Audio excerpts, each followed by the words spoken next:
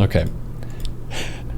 Ladies and gentlemen, today is August the 11th, 2024, and we are here to talk about the world. Current events, foreign policy, economics, world history, you name it, we'll talk about it in another episode of Will Discussion with Agent Smith. Smith. He's here. What's up? We redid the intro because it was muted. Thank you, chat, for letting me know. I'm sure some of them knew what was going on. Yeah, you were not muted, but I was. Oh, really? I'm sure that was surreal. Yeah. Just me and coughing and talking to nobody in particular. Yep. There have been more embarrassing things done on the internet. We'll be fine. We can recover from this. For sure. First question, are you feeling better? Oh, yeah, I'm feeling much better. I always get a cough for like several weeks after I get sick, so it's going to be a while. But other than that, doing fine. All of the other symptoms have gone by now. Good. I've been doing well. We had a fun in-person gathering last night, hanging out, partying it up. Oh, cool. Yep. And I drank responsibly, so I don't have a hangover today. Based. Nice. Most wise. Mm-hmm. I'm kind of closer to where our BG3 run is in my solo run. Oh, yeah. And Underdark and stuff, I was able to beat the Bulliet in one encounter, so I raised it as an undead spore monster thing and used that trick again. Nice. Very handy. Yeah, but the game runs amazing with the PC upgrade. Oh, cool. I upgraded my motherboard, processor, and RAM. Oh. Yeah. Replacing a motherboard is rather difficult because it's almost like a complete new computer build. Yeah, I'm surprised you didn't just get a new one at that point. Yeah. Well, I have someone who's a computer building genius, like kind of how Kukio was for us, where he just tends to know a lot about this kind of stuff because he's passionate about it and he's studied it a decent bit. For someone like me, I don't know if you're the same way. I don't know shit about this kind of thing. I don't know what the latest and greatest upgrades are. I don't know what the major breakthroughs are for graphics cards or for processors and that kind of thing. So he's the guy who helped me out with my previous full build and got a parts list together for basically the best bang for my buck for what I was trying to do with streaming. But that computer build was from about 6 years ago. So this one just has the 3-part upgrade to it, the motherboard, the processor, and the RAM. But we've switched from DDR4 to DDR5 RAM since my previous build. And then Intel has like majorly fumbled their processors for this generation, and AMD has really good ones. So I switched from having an Intel processor to an AMD one. Chat, feel free to screech if you disagree with this kind of stuff, but I'm feeling somewhat proud of myself given that I'm George of the Jungle and I successfully plugged in stuff and the computer works. Very nice.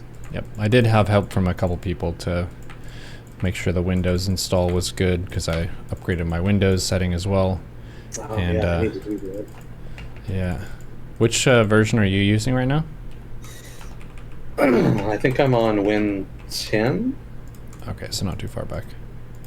Yeah, but they're about to end support for it, so I need to get up to the newest one. I think that's Win 11. Yeah. I don't know if my computer can handle that. It doesn't even handle Win 10 all that well. Mm-hmm. We'll see. Yeah, yours is probably a build from like 10 years ago. Yep, Kukio made it. He'd be happy to see it lasted this long. Yeah, it's holding together. It even survived me and my abuse. Yeah. Just saying something. Cool. The fact that he built something that could play Baldur's Gate 3 in the future is just a feat. Well, I have upgraded it significantly. But he did make sure, at my request no less, to have lots of modularity so that there was lots of room to upgrade it. Yeah. Yeah, stuff like that is probably, if I could use my current PC knowledge to understand that, probably got you a little bit bigger case than you needed, so you had a little bit more room to add Yep. stuff. My current case, I can still fit everything in it, but it's not spacious anymore. Tight fit, huh? Yeah. Gotcha. My cable management, I would probably give myself a C+. Nothing is hitting anything else, so it's a pass, but it doesn't look pretty at all. Well, it doesn't need to look pretty, it just needs to work. That's the important thing. Yep. Preferably reliably. I've definitely had some unreliable computers in the past, and that was not fun. Yeah. I did get one emergency turn it off whenever I first assembled this round of upgrades, just from the simple issue of one of the cables going into one of the fans. So as soon as you turn that on, it's got that nice plastic to plastic kind of thwacking sound, like a weed whacker that's kind of stuck in your computer. So fix that one and we're okay now. Very nice. At least I have my components in a case. Yeah. How's my what? How's your BG3 run going with the with your friends? We didn't do that run this week because my brother's on call for work, so he wasn't able to because he would have to like jump out at any second, basically. Gotcha. But, yeah, we've just got the last fight, and I think we can turn in the head of the clown that we got in Oren's room or whatever. Yeah, I remember that was a quest that we got a while back, and I didn't recall exactly where to find that, and then we just randomly found his head down there. I don't know why it was there. There's probably a story reason for it. Gotcha. Murderous clowns and so on. Yeah, that was one of the quests I did not finish in the run where I finished the game. And it's one of those things where I'd probably have to look up where to find all the pieces. Yeah. I respect Shadowheart in my solo run to, I think, a Sword Bard for the Slashing Flourish ranged. That's just super good. Yeah. I might do something like a Ranger, depending on if I want to be a Paladin who tries to figure out an oath or stay Oathbreaker or switch off of it, but I know it's been a money sink for our run, and I apologize for that. Oh, no, don't apologize. It's fun. The unpredictability and chaos is what makes the game interesting. Yeah. Keeping an oath is pretty tricky. Gotta go vengeance. You can do whatever you want, pretty much. Yeah, they give you way more leeway with that one.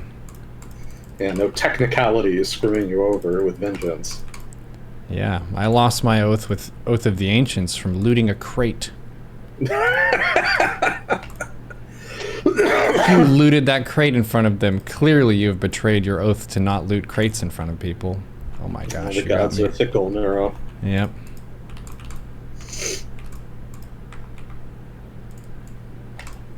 Well, it sounds like everything's going well. Yep, pretty much. Chillin'. Was the world okay this week, or crazy? I know last week was pretty stacked. Relatively quiet compared to last week, for sure. Mostly it was just embarrassing for my forecasting, because I said last week, I think I even messaged you on Discord.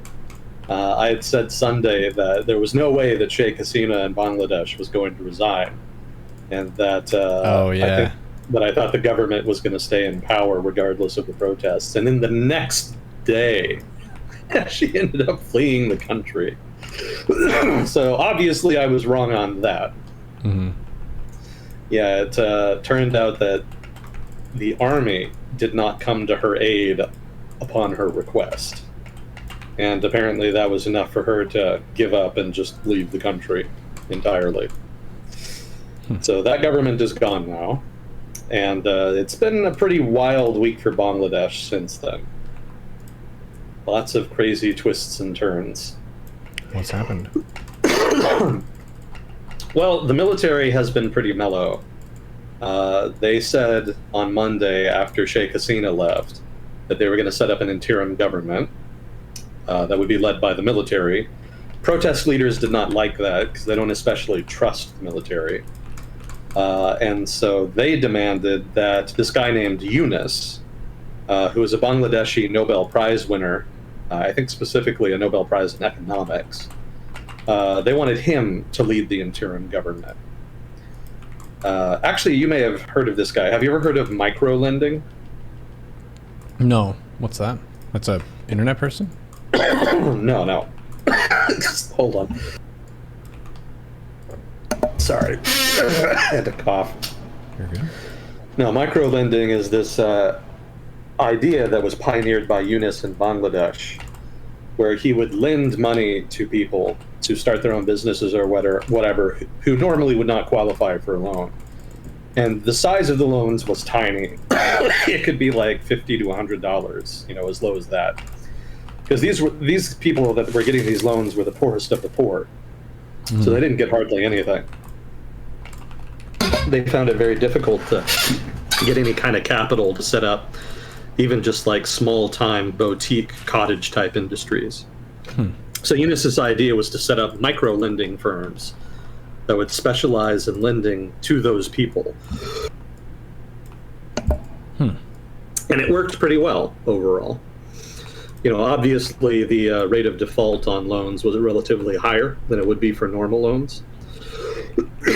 Interest rates were a little higher, and some people accused him of, usury and of debt slavery, but for the most part, that wasn't really justified. Overall, it was a pretty successful program. So Yunus has been relatively famous in the world of economics for pioneering that. Interesting, didn't know that. Yeah, so he's well known in Bangladesh. He was on pretty good terms with the Hasina government for a long time, until he tried to set up his own political party. Then there was a big falling out, and there were a bunch of charges. They removed him from the main Grameen Bank, is what it was called, the main bank that led the micro-lending program. The government removed him from that under, dubious circumstances, basically. They basically just made up reasons to get rid of him. And he was fighting some criminal charges that the government had brought against him as well when the recent revolution happened. So he was the guy that the protesters, most of whom are students, by the way, kind of thought had credibility and had enough respect amongst the broader part of the population to step in and lead the interim government impartially and with the confidence of the public. So Yunus said yes, and the military, more interestingly, actually agreed to do it. They went along with it. So the military, that's why I said the military has been relatively chill. They've actually been willing to entertain, the whims of the protesters, whatever they may be. So I think that happened later in the week. But over the course of the week, the other big thing that was happening was basically just a kind of mild breakdown in law and order, because the police forces were loyal to Sheikh Hasina. They were actually trying to stamp out the protests. They were not very successful, obviously, which is why she wanted to call in the army to help out. But when that didn't happen, and when she fled, subsequently protesters really turned on the police in great force. They were already confronting them, but with the government's collapse, they've started attacking police stations, attacking police, and at this point, there's effectively no police force in broad swaths of Bangladesh, and correspondingly, there's been an uptick in things like assault, theft, arson, rape, what have you. Lots of these like small-time personal crimes. Without the police on the ground kind of keeping that in check, it's starting to spin out of control a little bit. So some people say that's temporary. Other people point out that while that is a problem, there's also been attempts by protesters, again, mostly students, as well as their leaders, to try to fill the gap and provide some order until normal authority can be restored. Normal law and order can be restored. For example, some protesters have been acting as, what do you call them? Basically traffic directors. Since they don't always have street lights in parts of Bangladesh, so they'll have like a cop normally like sit and direct traffic. So with the police absent, they've had protesters coming in to try to do that. And they've also been cleaning up the streets, and some of them have been organizing other public services. So it's not complete chaos. It's not as though it's descending into like Somali style, just total PvP mode. But it has gotten notably worse, and so there has been some discontent on the part of people who had been supporters of the Awami League, the party that was just basically ousted from power. I would point out too that it's not just Sheikh Hasina's administration that has been, disbanded. It's also Parliament. That happened on Tuesday, I think. On Tuesday, the military announced that the Parliament would be dissolved. So the entire, basically, legislature and executive of the government have basically been disbanded, and currently it's just all the interim government right now that's controlling everything. So it's not clear how long that's going to last. The last time that the military stepped in more forcefully, and the last time they did it was about 15 years ago, I want to say. Actually, probably more like 17 years ago at this point. There was a lot of protesting, a lot of discord, discontent, unrest. Both the main political coalitions, the Awami League on one side and the BNP on the other, were just whipping up people, and it was not looking like it was going in a positive direction. So the military staged a coup and actually imposed military rule.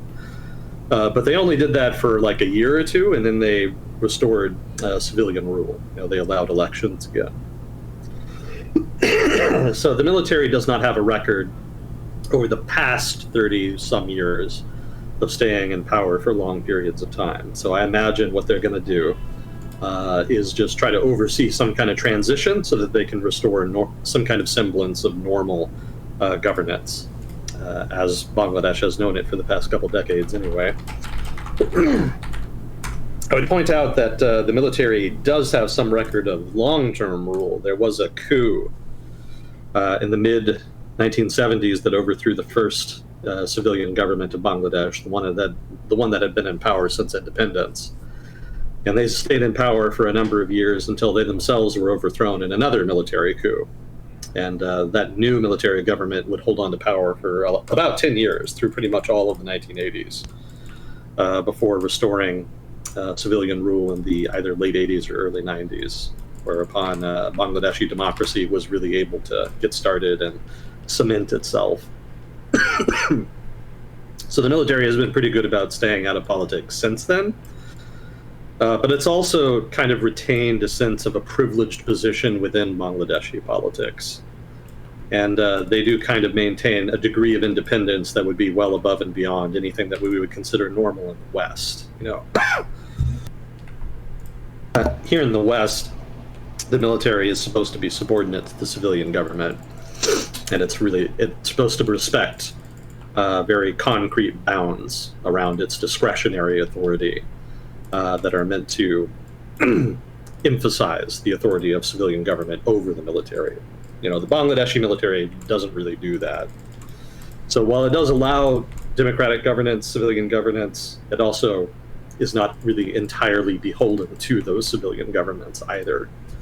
And so the last coup, whenever it was, like 16 years ago, and then more recently, when the Bangladeshi military actually just straight up told the Sheikh Hasina government, no, we're not going to help you stamp out the protests. Specifically, it was the curfew, because on Sunday there was a lot of violence, and the government announced that there was going to be a national curfew imposed on Monday. And the protesters responded by saying they were going to start a campaign of total non-cooperation, and they were going to come out and hit the streets en masse on Monday in defiance of the curfew. And it was pretty clear at that point that the police were not going to be sufficient to stop the protests from happening and to enforce the curfew. So she went to the head of the army, General Zaman, and asked him to assist. And I would have assumed, after being in power so long, she would be on pretty good terms with the army, which is part of the reason I thought she would not resign. And I later found out that I was not entirely wrong on that. General Zaman is actually related to her by marriage. So you would think then that they would be on good terms, and that if she asked the army to come and help her out, they would do it. But as was, the army is quasi-independent, and they use that discretion here to try to stay out of what they saw as a very messy political situation that was bringing the legitimacy of the government into question. And ultimately, that's, it seems, what brought down Hasina's government. Damn. I'm just trying to kind of compare this to a country that we've talked about before, How is the relative power and influence of their military? You said it's way more than the U.S. Egypt is another example, but I think Egypt had more of a direct hand in politics. They run the government directly. Yeah. It is effectively a military government there. Gotcha. Yeah, it's more similar to Pakistan. Another similar example. The Pakistani military has had periods where it directly controls Pakistan, but for the most part, they've tended to kind of take a back seat and let civilian governments kind of pretend to run things while simultaneously retaining such a large degree of discretionary decision-making and authority that they de facto exercise a veto over government policy. Generally, they only exercise that for things like foreign policy and defense policy. Other stuff they tend to kind of leave the civilian politicians to kind of figure out.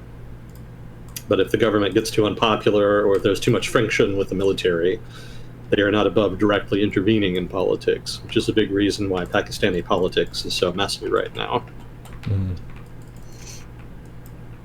So I would say Bangladesh is more similar to Pakistan in that regard, as far as like military involvement in politics. But at the same time, I would say that Bangladesh's military, looking at its history, has been much, much smarter than other militaries. I think in the 1980s, for example, when they were in direct control of the country, they actually kind of defied expectations and did a pretty good job of running the economy. Normally that's the downfall of military governance. Militaries are generally pretty bad at managing their nation's economies. But Bangladesh is the rare exception. The army in that case actually did pretty well. And like I mentioned, later on, when they've intervened, it was only temporary, and they largely stayed out of politics and let the civilians run things for the most part. Unlike the Pakistani military, which insists on keeping its thumb on the scales and intervening in politics, much more readily than Bangladesh's military has been. So I don't entirely like that the military is directly intervening in politics. That's not really healthy from a political or institutional perspective. But at the same time, if you are going to do the objectively wrong thing, there's generally a smart and dumb way to do it. And, to their credit, the Bangladeshi military generally does it the smart way. So full credit there. A bad build executed well is better than no build. There you go. Well put. Looping in our RTS gamers here. Aiden Smith, get rest. He is getting rest. He sounds way better than last week, but still recovering a little bit. It sounds worse than it is. I'll say that. Chat's asking if we've covered the Kursk offensive. Not yet. Have you heard of that? No. What is it? Really? You're in for a treat. So in Ukraine this past week, the Ukrainian army, I think it was this past week, wasn't it? Maybe I'm mistaken. What I think was the past week, the Ukrainian army actually invaded Russia. They launched a small offensive into a neighboring oblast. I know I'm mispronouncing that, so I apologize. A small offensive into Kursk Oblast, which is right next to Ukraine. It's more in the northern part of the country. That is to say, it's on the border of northeastern Ukraine.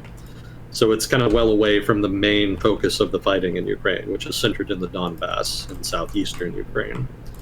You may recall that the Russians tried to open a front in eastern Ukraine near Kharkiv to try to pull Ukrainian troops away from Donbass. That offensive hasn't really gone anywhere. So now the Ukrainians, it seems, have tried to implement a similar operation, only this time even further north than Kharkiv, around Kursk. And unlike the Kharkiv operation, they've actually made notable headway. Not all that much. I think the deepest penetration is only about, 30 kilometers or so. So, they haven't occupied a whole lot of Kursk, but the fact that they've made it as deep as they have is interesting. Kind of raises the question of how much further they can go and how much leverage the land they've taken will give them in any potential negotiations. So yeah, if you look at a map of Ukraine, the Ukraine conflict, rather, you can actually see like this big salient jutting into Russia from northeastern Ukraine. It's kind of weird looking. Would it be awkward if Ukraine ended the conflict with more territory than it started with? Awkward for who? Russia. Certainly not Ukraine. Yeah, they've persistently surprised everybody in the war thus far. So that's to their credit. But I don't know how much utility this is really going to be. You know, there's already reports that some Russian forces have been withdrawn from Donbass and redeployed north to Kursk to try to deal with the Ukrainian penetration. But overall, I don't know if Ukraine will be able to hold on to this land, or if they do, if it'll be worth the casualties they'll take. Because right now, while there was a weak point in Russia's defensive line there, Ukraine now is going to inherit that, right? They haven't had time to fortify all of that new territory they've taken. And unlike other parts of Ukraine, I imagine that Ukraine's air defenses are not really sufficiently forward deployed to cover a lot of that new territory, which is going to mean those forces operating in Kursk are going to be more vulnerable to Russian airstrikes. You know, in other parts of Ukraine, Russian air assets are somewhat limited in their freedom of operation. You know, the degree to which they can move without getting shot down, and that curbs their ability to have an impact on the battlefield. That's going to be much less true in Kursk. So I have to wonder just how survivable those units are going to be in Kursk. For now, though, it's going well. You know, the Russian military, institutionally speaking, like as an organization, tends to be pretty slow to react. It's very top-heavy and cumbersome. You know, the decision-making is very slow and generally relatively poor to mediocre. So it's taken the Russian military longer than it really should to react to the Kursk offensive. But they will get there eventually. You know, eventually there will be substantive Russian forces there, and the question is just what that'll mean for the offensive. You know, whether or not it can be contained and maybe even pushed back. So all of that is an open question right now. For now, it's just embarrassing for Moscow. No, this isn't the kind of thing that's supposed to be happening at this stage of the conflict. I did see some analysis that suggested that the fact that Ukraine was able to penetrate this much and is thus far facing relatively weak Russian units that have been scrambled to meet the Ukrainian offensive does suggest that Russian reserves are relatively shallow right now. You know, in other words, they don't have a lot of units they're just holding back. Pretty much everything they have available is being deployed. And that dovetails with another bit of analysis I read, which suggests that a lot of the best units Russia has are kind of being overutilized. You know, there's not very many that can be considered like really elite units, so the few that they have are being thrown into conflict over and over again without a lot of time to rest and refit, which is going to significantly fatigue those units over time to the point where they may eventually no longer be operational. So basically, the Russian army on the ground is thinner than it looks. And that could create opportunities on other parts of the front, like the one that you see in Kursk. But it could also mean that if the Ukrainian army ever eventually does reach some kind of material parity with the Russian army, that they could substantively challenge it. Although they would also have to solve their manpower problem, which I still think is doable, but you know, it's getting harder the longer they delay it. I think they're still having trouble recruiting right now.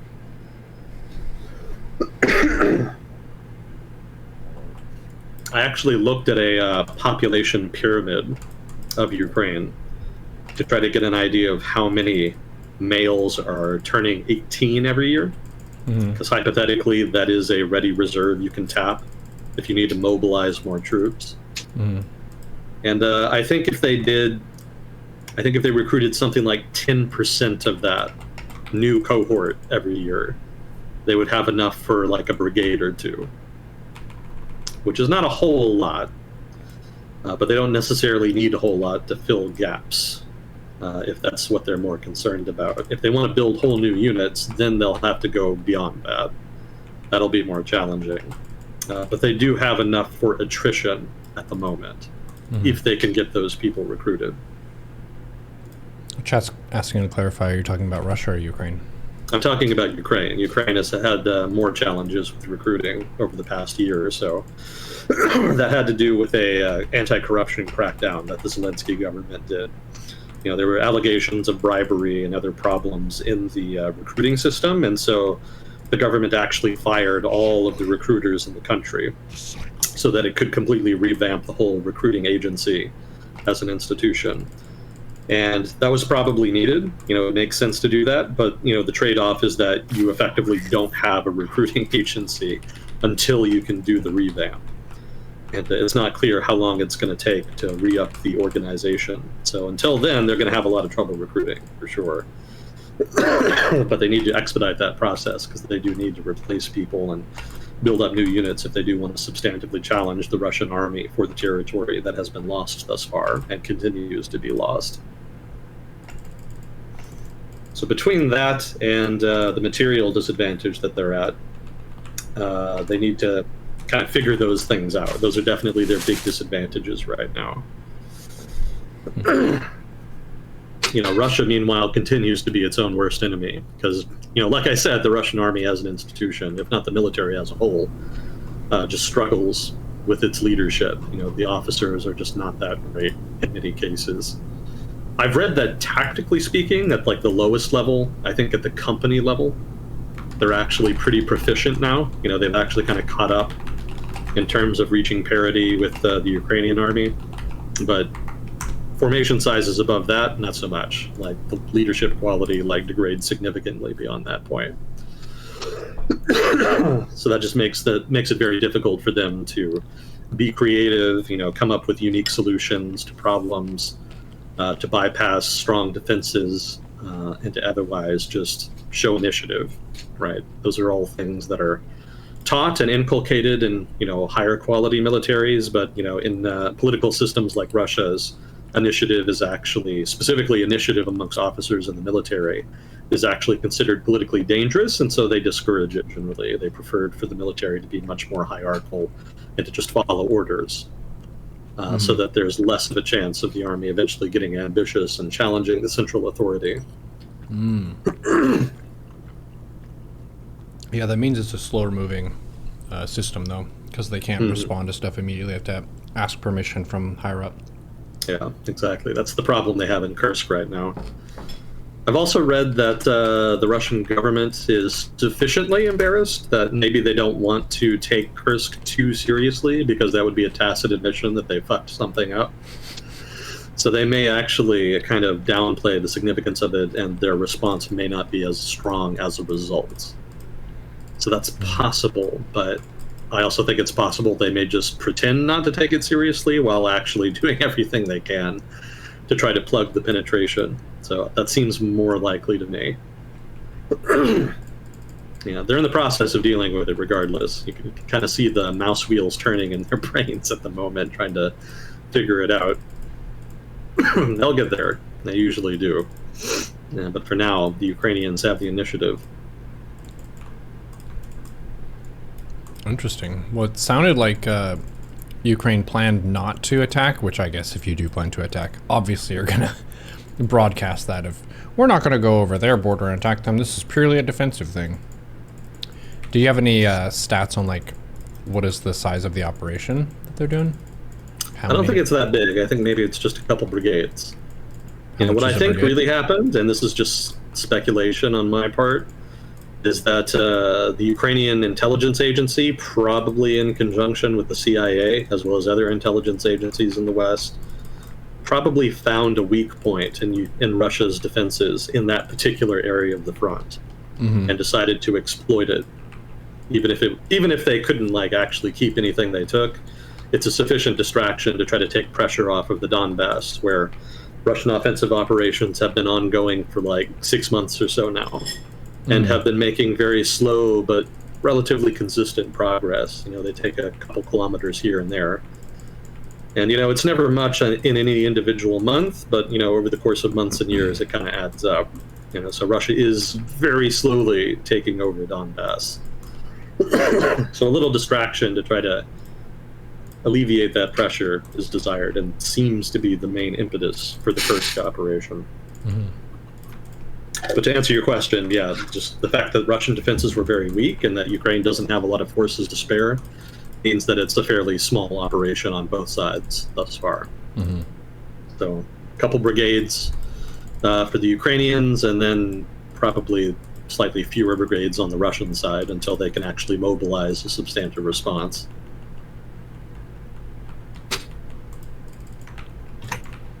How many were in a brigade again? Let me think here. So according to my trusty World Book encyclopedia from back when I was a kid, it was 3,000 to 5,000 men.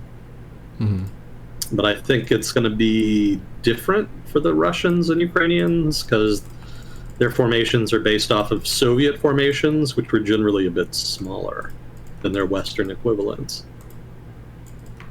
So maybe a couple thousand for them. And one of the confusing things about studying the Eastern Front in World War II is that when you look at units on a map, they're always of the same size, right? You'll have German armies shown on maps, and then you'll have Soviet armies. But the trouble is that they're not really equivalent because Soviet armies were actually half the strength of Western equivalents. So a Soviet army was roughly more equivalent to a German corps, of which there were generally two within a given army. So when you take that into account, the Soviets kind of look less intimidating, I guess, because normally you see lots of Soviet armies and a few German armies, but when you account for the size difference, it's actually much more even.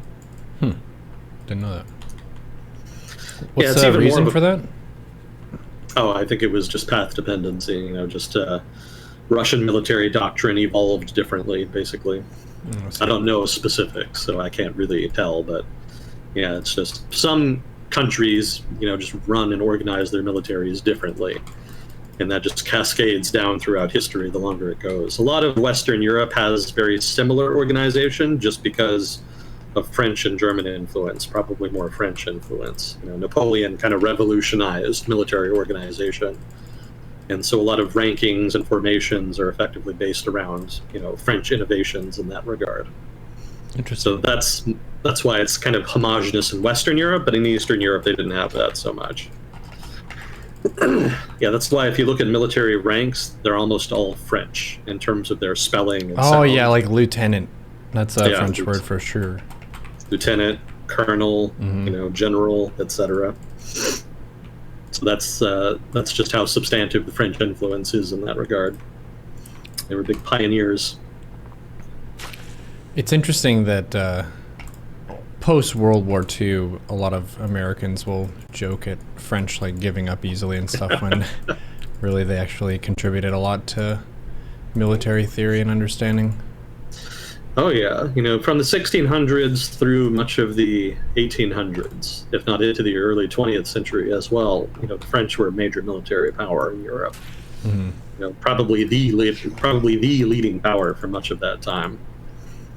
So their influence is disproportionate, and yeah, the reputation they have now in the United States is not really deserved. World War II went badly, but that was pretty much true for every Allied country until like 1944.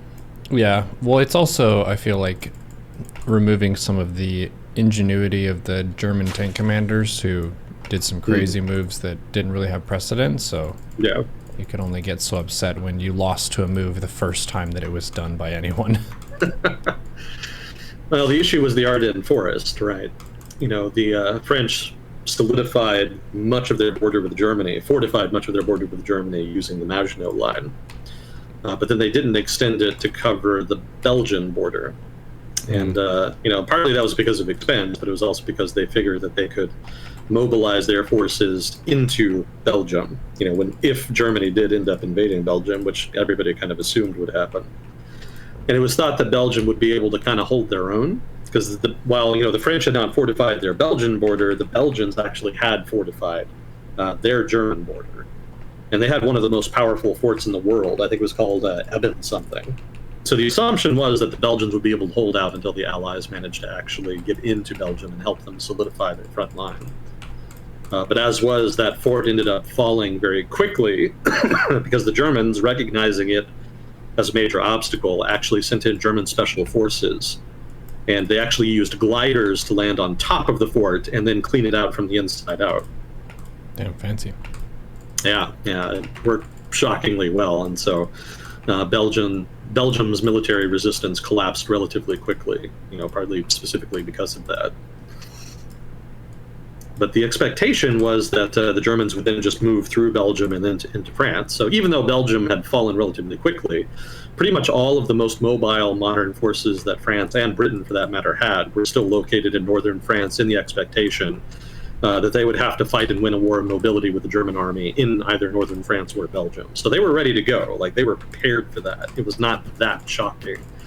What was shocking was moving through the forests of Luxembourg, which were broadly assumed to be impassable by armor. Individual soldiers, sure, but surely not tanks and trucks and things like that. So that was where General Manstein, the guy who came up with that plan, kind of shocked everybody. Nobody was expecting that penetration from that particular vector, and that's what caught the Allies off guard. Mm-hmm. And they were never able to recover. They just didn't have the speed. Like, by the time they figured out what was happening, Manstein had already penetrated even further. So they were always like 2 steps behind. There was a point when actually General de Gaulle led a French armored formation to directly challenge that penetration, but he was defeated, and they were able to kind of shunt him aside. He was just badly outnumbered. So yeah, France was not as dumb as people kind of assume. Just because they lost in relatively short order after that doesn't mean that they were doing badly. Like, they were actually playing their cards pretty smartly. They just kind of got caught off guard by that one particular move by Manstein. Mm-hmm. Yeah, pretty cool that a move like that would just be something that others would consider to be impossible, so they wouldn't even account for it at all. Yeah. That raises an interesting kind of line of strategizing when you think about, okay, what are the things where our opponent feels safe and they feel like we don't have to worry about this because it's not an issue? What if we made that an issue? He's like, sir, you cannot drive tanks through the woods. What if we did? Yeah, you'll definitely catch them off balance. It was kind of high risk, high reward because, for one, at any point there could have been a counteroffensive that pinched off that penetration at the source, and that would have cut them off from their supplies. And also their flanks were very vulnerable, and increasingly vulnerable the deeper into France they penetrated. So an operation like that really depends on speed more than anything. Mm-hmm. You need to force the opponent to make difficult trade-offs and choices so you can prevent them from focusing their forces on your weakest, most vulnerable points. And they were able to do that. But if the Allies had been faster and more nimble in their decision-making, they probably could have dealt with it in relatively short order. But that's just not where the British and French armies were at that point. Mm-hmm. Yeah, a big advantage the German army had is just how advanced it was in terms of doctrine. A good strategy can make up for material disadvantage, which actually kind of defined the German army at that point. Everybody remembers the German army as this, 800-pound gorilla that just wipes the floor with everybody it meets. But they kind of forget that in 1939 and 1940, the German army was kind of underpowered. In manpower, it was probably a bit bigger than the Allies, but in terms of the equipment that they were using, they were a bit behind because their industry had only relatively recently kind of started spinning up and producing a lot of new equipment. So, French tanks in 1940 were actually, in general, probably a bit better, actually, than German tanks in 1940. Obviously, that would change later. The French weren't really producing anything that could match like a Panzer IV or a Panther or anything like that. But, 1940, yeah, Panzer I, Panzer II, it's okay, relatively speaking, to what France had on offer.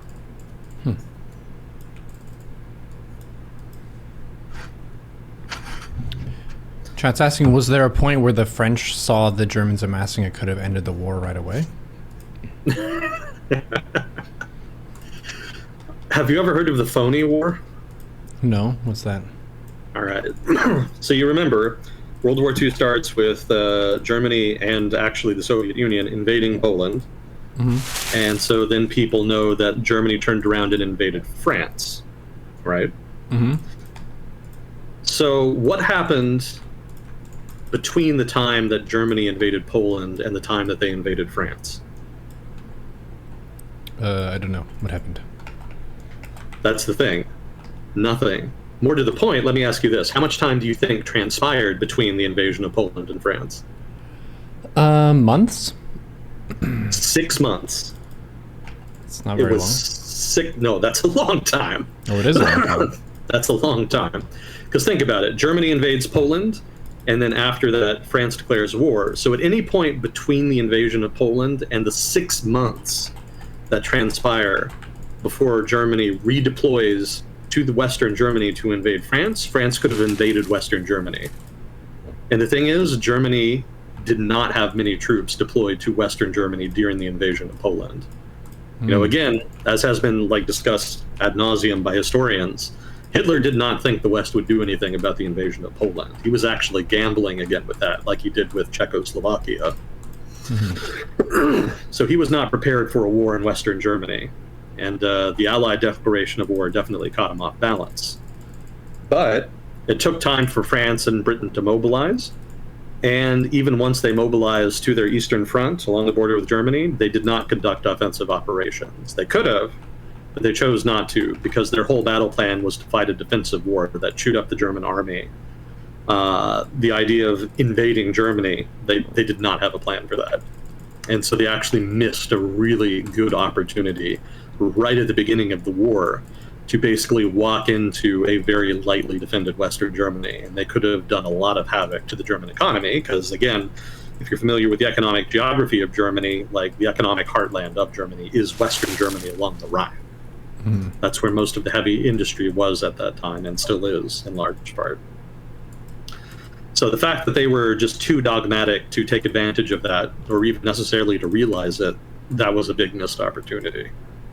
But that's not really what the questioner was mentioning. They were talking about concentrations of forces, but in this case, it was more about noting the absence of forces, right? There was like a big vacuum in Western Germany that was just waiting to be taken advantage of, and they just missed the opportunity right at the beginning of the war.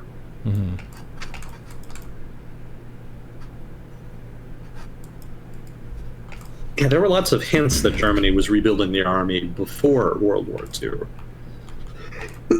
But they were very crafty about hiding it.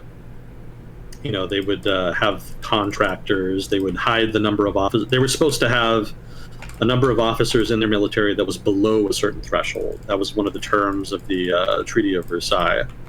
But the Germans would always get around it by hiring officers and pretending that they were something else. You know, they would have them on the books. He's not an officer, he's a chef. Yeah, you know, bureaucrats, chefs, whatever. You know, they would move people around in their administrative records to try to hide the fact that they were actually officers in the military.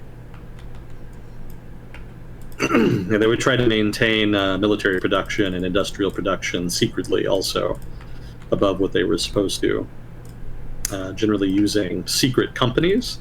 You know, they would pretend that they were one kind of company when really they were another. They had a whole financial scheme set up to keep them funded so that they could try to prevent. Basically, they didn't want the government directly funding procurement from those companies because that would have been really obvious. So they tried to mask it and pretend that those companies were mostly selling to the private sector, when in reality they were selling to the government by way of third parties that were acting as proxies for the government. They also did in the 1920s some really sneaky shit, which was really interesting considering what happened later. They wanted to practice blitzkrieg, which was actually a theory they took from the British. And it was actually a British guy that came up with the idea of blitzkrieg, ironically. So they read that guy's articles and they decided they wanted to try it out, but they couldn't try it in Germany itself, obviously, because that would have been problematic for the Treaty of Versailles provisions. So they decided to find another country that they could travel to and practice there as a kind of joint operation. So who do you think they went to, Nero? Hmm. It's not who you would expect. France. Soviet Union. Oh, interesting. Yeah. So the German army actually made an agreement with the Soviet army to train and practice ideas that would later lead to blitzkrieg in the Soviet Union. So there were actually German soldiers who would later invade the Soviet Union, who were honing their craft in the Soviet Union in the 1920s with the Soviet army. So the Soviet army actually was exposed to blitzkrieg fairly early on, and they could have adapted those same doctrines and tactics, but they ended up, for the most part, not doing it. Not because there were not Soviet officers that wanted to, but rather because a lot of them ended up getting killed in the purges, which, you know, is a really good way to hobble any institution. Just kill all of the people who know what they're doing. That'll fuck you up for sure.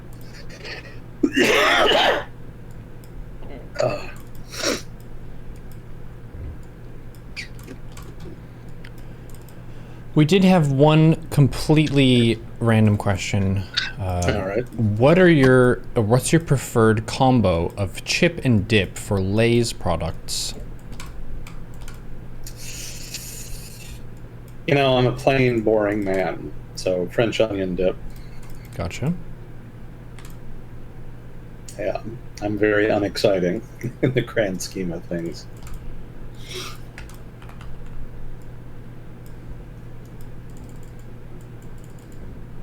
Chat, feel free to answer this question as well.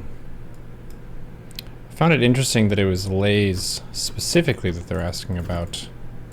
Well, I think they're thinking of like Lay's potato chips, Yeah. because you generally eat those with some kind of dip, since the flavor is relatively bland. You know, other kinds of Lay's products are already flavored, so you don't really need dip for them. But Lay's potato chips, those are basically custom designed for some kind of dip. Yeah, every couple of years I indulge, and then I'm reminded why I quit eating them in the first place. Too salty. Salty and fatty, maybe. Yeah, it's not healthy. It doesn't make you feel good if you eat a whole bunch. And if you're a fat guy like me, you eat a whole bunch. It's not like you're just going to eat a few. Yeah, I used to eat them more when I was a kid, you know, chips and dip, but kind of just weaned myself off over time.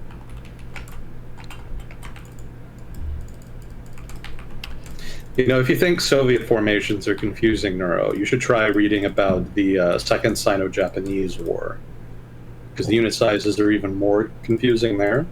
Because the Chinese actually designed their units to be sized similarly to Soviet units. Units, rather. There were a lot of Soviet advisors that heavily influenced the Kuomintang, actually, the nationalists. That alliance is a whole story unto itself. But the result is that Chinese formations, just like the Soviet formations, tended to be about half the strength of their Western equivalents.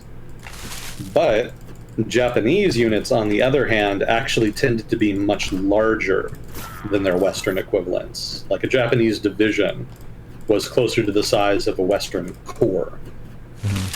So if you see Japanese and Chinese units on a map, you know, like a military map of the Second Sino-Japanese War, it can be really hard to kind of figure out just what you're looking at, like just how many people, you know, are being deployed in a given battle.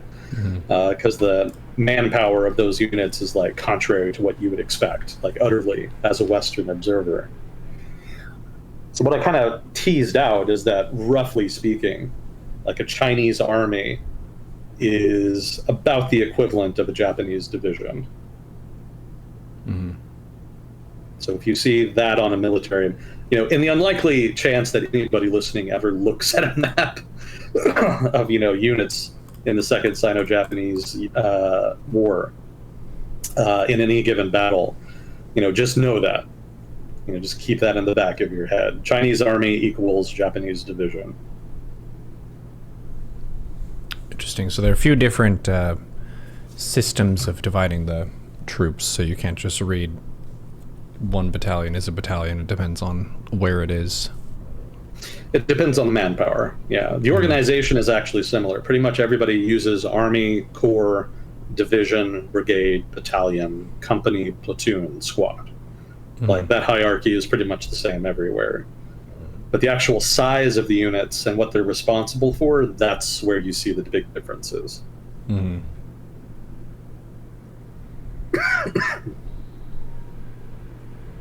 Cool. The questioner with the chip question said they asked because they're eating corn chips with the Lay's queso dip and they enjoy world politics. Oh yeah, that's a good combo. And I think Lay's even started producing its own bean dip specifically for those, which is okay. I'm not a big bean dip guy, but it was decent when I tried it.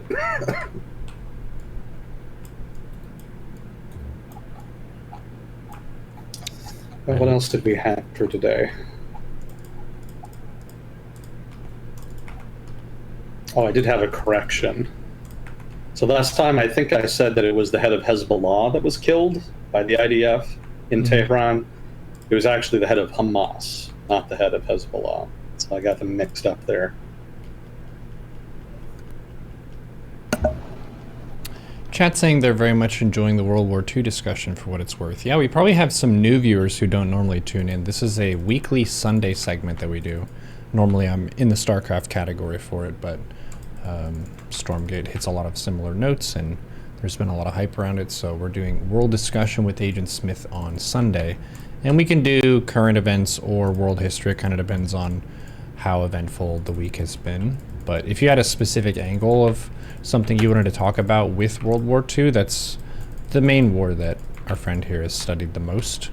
So there's probably the best chance of getting an answer about it. You could even ask, like, this is a fun game that I've done. Pick a country in the world and then ask what were they doing during World War II. Well, a lot of them were not independent at the time. So there was like maybe 12 independent countries back in the 40s. But if you want to include colonial territories, then yeah, the number significantly increases. There were 12 independent countries in the 40s? Yeah, because consider European empires basically conquered the entire world, right?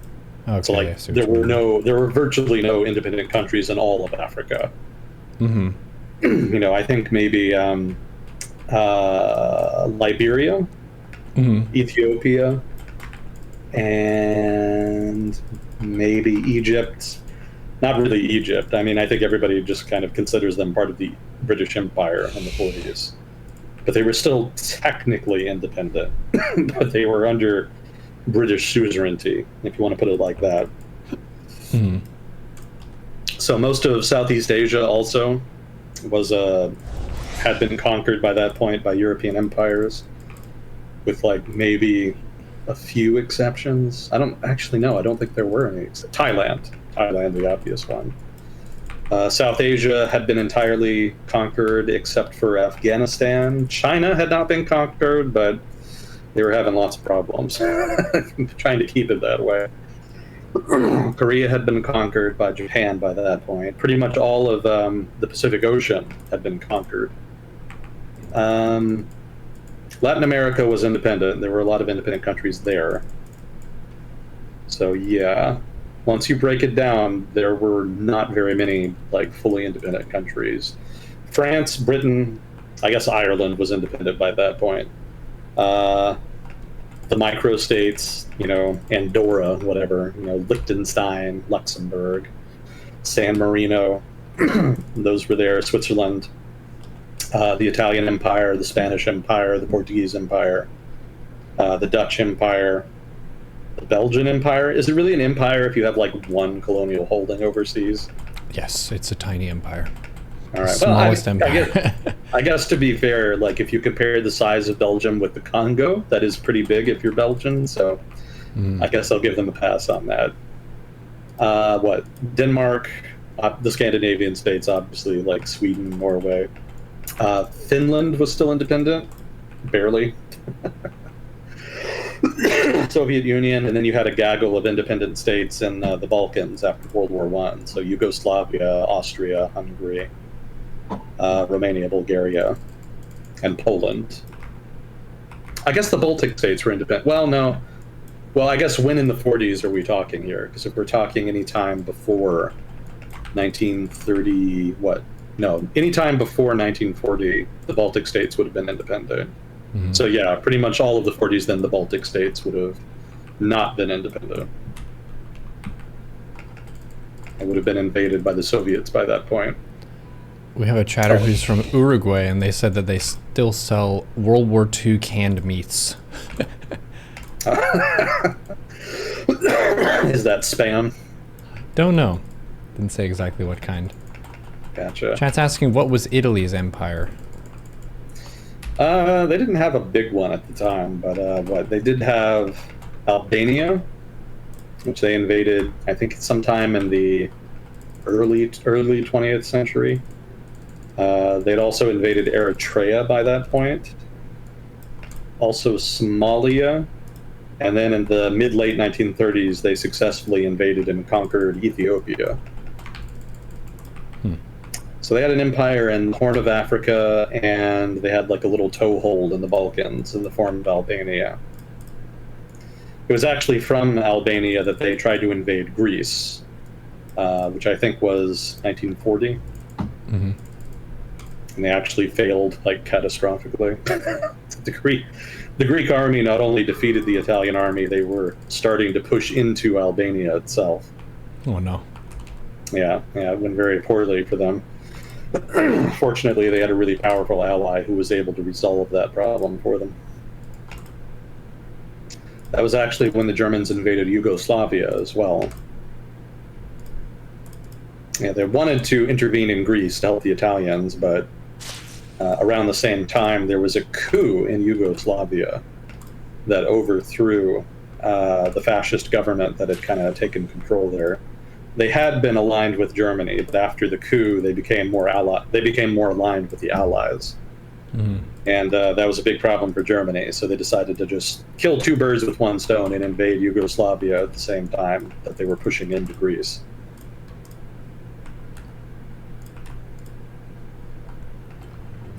Chat also asked, why did the U.S. wait so long before going to the war? The prospect of intervening in Europe was very, very politically unpopular. I mean, really, the prospect of getting involved in any kind of war was unpopular in general, regardless of the geography. But there was a sense that American involvement in World War I was a mistake, and it was more the result of like special interests wanting to make money more than anything. And so there was a sense that America needed to not make the same mistake twice and just stay out of foreign conflicts. So there was very strong isolationist sentiment in American politics correspondingly. FDR really, really bent the rules to try to help the Allies before Pearl Harbor. We were technically neutral and we passed a bunch of laws to try to keep it that way, but FDR was finding lots of loopholes to try to get around those. And he was eventually able to kind of strong-arm Democrats into voting for measures that assisted the Allies to try to help them out. Things like Lend-Lease, for example.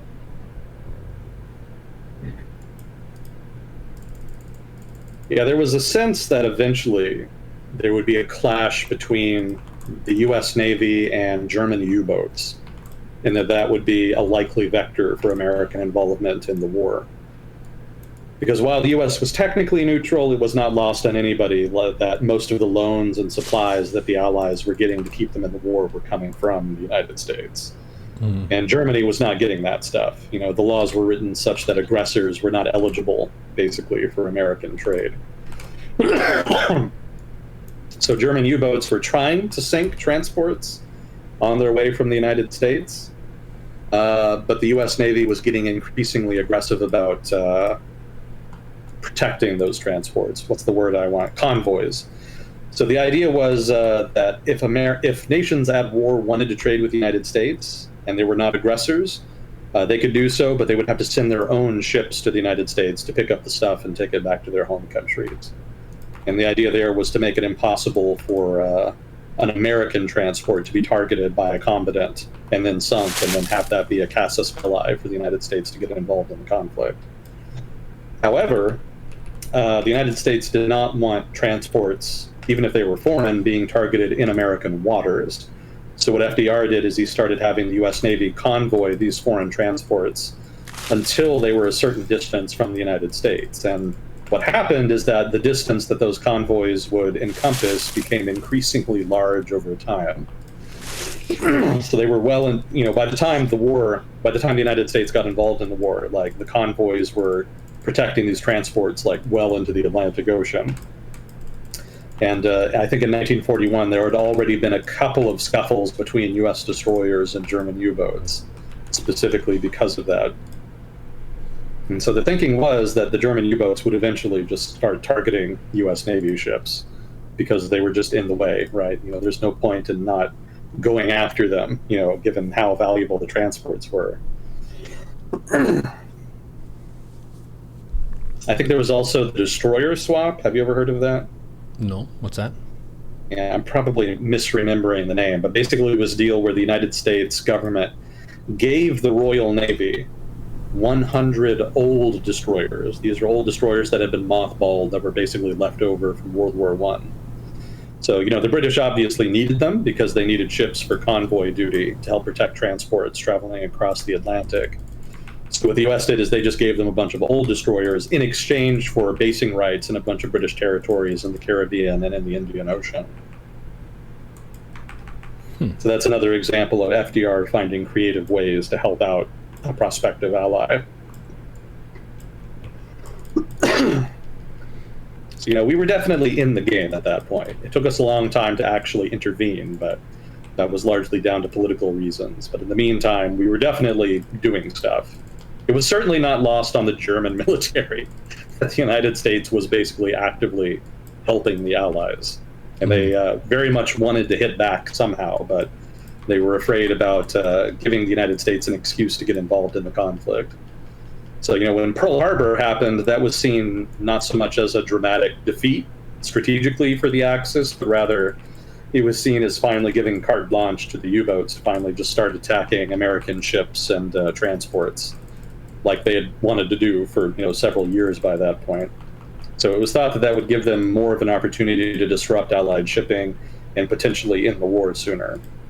Keeping in mind that even the Axis strategists at that time knew that if they were going to win the war, they had to end it soon.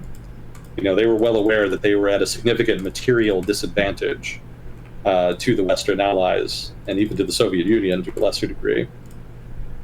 So yes, the United States entering the war is kind of a strategic disaster, but only if the war doesn't end within the next year or two. And that was very much what they were trying to do at that point. Didn't work. Didn't work, and so they got picked apart over time. There's another question. Do you agree with the overall premise that World War I and World War II were basically inevitable conclusions of the empires era? The physical empires, anyway, have moved into economic empires. No, I don't think it was inevitable. It was... There's too much of those conflicts that you can attribute to personality to say that they were ever really inevitable. If you had statesmen like Bismarck in control of Germany in the early 20th century, you would not have had nearly as much drama. But they didn't, right? They had Kaiser Wilhelm, who was a big egotist and had a major inferiority complex. And then you had Hitler, who was a massive egotist and had some rather strange ideas about war and national greatness and whatnot, to say nothing of prejudices. Mm-hmm. So if you had not had relatively weak leadership like that, you probably would not have had those conflicts. It would have played out very differently. But then you can turn around and argue that even if they'd had strong leadership at that point, they would have ended up with weak leadership at some point, inevitably. That's gonna happen. Like any system that depends on strong leadership and good statesmen is destined to fail, because sooner or later, that precondition will fail. Like you're going to get some dumbasses in power eventually. So whatever system you have needs to be designed to be resilient to that. That's actually why the U.S. government is as resilient as it is. As dumb as American politics can be, our system is actually designed with the assumption that people are going to be dumb. Yeah, so you need your government to be dumbass resistant. That makes sense. Exactly. Yeah. So, America's government, whatever the foibles of American people, has been resilient to those foibles. The same cannot be said for some kind of ideal realist setup of strong states that are independent and sovereign, but are otherwise dependent for their security upon the wisdom of their leaders. That's going to fail spectacularly, and that's basically what happened in World War I. They did have a nominal balance of power. They did have good, smart diplomats that were trying to keep the peace, keep a lid on things, but eventually everything spun out of control. They just couldn't do it. It's not entirely Kaiser Wilhelm's fault, but being as ambitious as he was and trying to build a navy that could be a peer to the British Navy, why? What do you get out of that? What's the point? You could have easily just not done that and you would have been fine. But no, that's not enough. That's not how they were thinking at that time.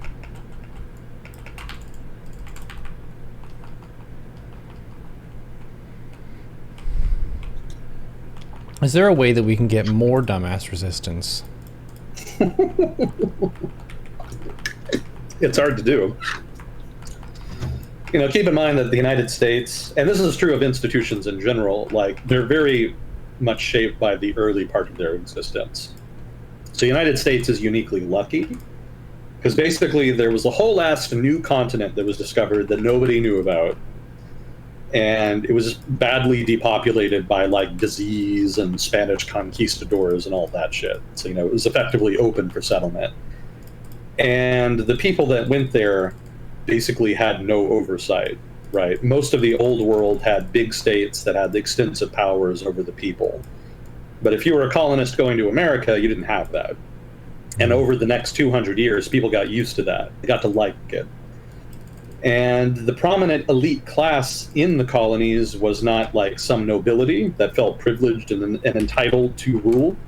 Rather, the privileged elite in the colonies were merchants. And merchants just want to make money. They don't like states. States tax them. They don't want to be taxed.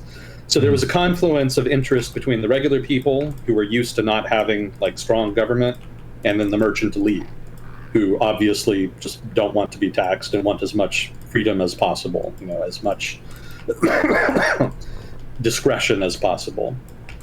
So that provided an opportunity to break away from Britain and create new institutions that reflected those preferences. And those institutions, despite having been strained by subsequent evolution, politically, demographically, socially in the United States, have actually been quite robust. They were designed very much with the Enlightenment ideals of the mid-1700s in mind. And because those were fairly cynical ideals that kind of assumed people were flawed and were going to fuck things up if given the chance, they built systems of government around that, rather than trying to assume it away by assuming that they were going to have good statesmen or trustworthy parties or anything like that. People are flawed, so you're going to get a political system that makes it difficult to do stuff so that those flawed people cannot do too much damage when they pick up momentum. So the United States is very lucky because our institutions were forged in that unique moment in history where you had lots of people that wanted those kinds of institutions, and they were able to design them well enough at the time that they've been robust across time. That's really hard to replicate. Those unique circumstances are basically impossible to replicate. Unless there's some mysterious new continent that just pops out of the ocean or some shit, you can't do the exact same thing. You could do something similar, but you would need a confluence between regular people not wanting the government to be strong, and then you need elites in the society who are willing to commit to making strong institutions that are not intrusive, which is counterintuitive, right? You need institutions to be well designed, strong, to be powerful enough to stand on their own and get things done. But if you want them to be like American institutions, you also need them to have borders that are restrained. There need to be barriers that cannot be crossed and that institutional actors recognize and respect. So that's a difficult combination, right? Because if people can build a strong state, the temptation of power is to make that a very intrusive state and to try to shape and form society and the economy. On the other hand, the kinds of people that most want states to be small are generally not very powerful. They're generally not the elites. Generally, elites prefer states to be powerful because they know they're the ones that are going to be controlling them. Yeah, So you sense. need elites who want to respect and implement restrictions on their own power and on the power of the state, and you need just regular-ass people to want it in the first place, to want a small government that is professional, restrained, and that respects human rights. And that's very difficult, especially in a lot of old world countries where, there's a lot of prejudice, right? There's still pogroms on the regular in places like Egypt, targeting Christian minorities. It's just something that just kind of happens. Generally, when the government is in trouble with the people for something, suddenly they kind of look the other way when people get upset about Christians doing things, and then there'll be mobs that go after them. You can see similar dynamics in a lot of countries with large peasant populations. Very hard to get peasants to kind of wise up and get involved in politics. Enlightenment ideals sound great in theory, but it can be hard to explain the significance of them and the need for them to just some guy who has like no education and who was living the same way his ancestors did like 1,000 years ago. That's a heavy lift. Yeah, for sure. So yeah, how do you build dumbass institutions? Dumbass resistant institutions, rather. It's very difficult. You basically need a civil society, which is going to be relatively educated and tends to be pretty liberal in its outlook, because generally civil society is disproportionately middle class. And generally the middle class in virtually any given country wants good governance that respects human rights and that respects limitations on its own power. Because it's the middle class that frequently gets squeezed the most by authoritarian states. They get squeezed for their money, for their time, their special interests, be it their industries or interest in hobbies, or their social group frequently gets targeted by the government as a potential threat, or for some other weird niche reason. And so middle classes in turn kind of just bear the brunt of that attention. And they, unlike the lower class, they have the resources to actually mobilize, get involved in politics, and apply pressure to the powers that be. So a middle class is almost always a major prerequisite to significant liberalization of a country's politics. On top of that, you need relatively responsible elites, because you can have as big of a middle class as you want, but if you have elites that are hell-bent on holding on to power at all costs, it's not going to work, right? It might work eventually if there's enough pressure over time. Maybe you can even proselytize some of the elites, or the children of the elites at least. But in the short term, rather, it's almost impossible. You can look at China for an example of that. Like, China has a decent-sized middle class at this point. They actually are relatively liberal in outlook. But the party is well aware of that, and part of its response to that has been the big crackdown on freedom that you've seen over the past 10 years. I've kind of harped on this before, but people say that the idea that China would liberalize as a result of free trade over time was wrong, that it was a bad mistake on the part of the West to introduce all of this free trade, because it was built on the assumption that eventually China would liberalize, mellow out, and kind of assimilate into global norms. And people look at the past 10 years and see the crackdown, right? They see the return to this conservative form of communism that is much less tolerant of dissent, less tolerant of open spaces, and even less tolerant to a lesser degree of a free market. But that's not quite correct, right? That's not really the correct reading, because the reality is that this is not some kind of retrenchment by the Communist Party that they did because they never stopped being communist, although that is to a degree true. Rather, this is a direct response to liberalization that was happening in Chinese society. Like, there was liberalization happening, and that's what freaked out the party and led to them retrenching. That was the major catalyst. There were other catalysts, but that was a big one. You saw more civil society in China emerging. You saw more challenges to the government. You saw more lawyers doing work fighting for people's rights, citing the Chinese constitution and saying that the party needed to respect it. People didn't read about that. You don't read about that happening now at all, because the government has basically done away with that. But you actually did used to read about it. I read about it 10 years ago, when I was in school. Like, that was a big deal. And people talked about it a lot, and about the implications for the future of Chinese political culture. But the party was also in on that conversation, and their takeaway was, wow, we really need to crack the fuck down, because these people are a big threat to us. Like, they're talking small potato stuff now, but eventually they're going to start talking about the party's rule and whether or not they'd be better off with something else, and that's not acceptable. So they effectively just banned civil society in China and nationalized all of what they were doing, or just made it illegal. And since then, you've seen this big return to form. of China to its roots as a authoritarian one-party state. Mm-hmm. But people mistake that for a lack of liberalization. That's not true. It was happening. It was in the process of working. It may yet still happen. China does still have a middle class, and they are still relatively liberal. There was a point when there were a lot of what they called little pinks, which were basically young people who were really nationalistic. But these people were not really like firm communists generally. And especially over the past couple years, rather, their faith has been shaken. Like the economy has been underperforming enough now that nationalist fervor is starting to ebb a little bit. So yeah, that's my first prerequisite. My first prerequisite for dumbass-proof institutions, strong middle class, and then after that, liberal elites. You need some degree of sentiment in favor of reform amongst elites in a society to really get that moving. So once you have both the middle class applying pressure for liberalization and elites who are willing to do it, then you're on the road to actually designing a liberal society. Now, there's still work to do after that, because you can still fuck things up after that by designing institutions that are not sufficiently robust. But in general, countries that democratize and liberalize have been pretty good about that. You haven't really seen very many retrench in that regard. So the hard part is getting the prerequisites. After that, there's still challenges, but generally, pretty much everybody follows the path eventually to liberal democracy after that.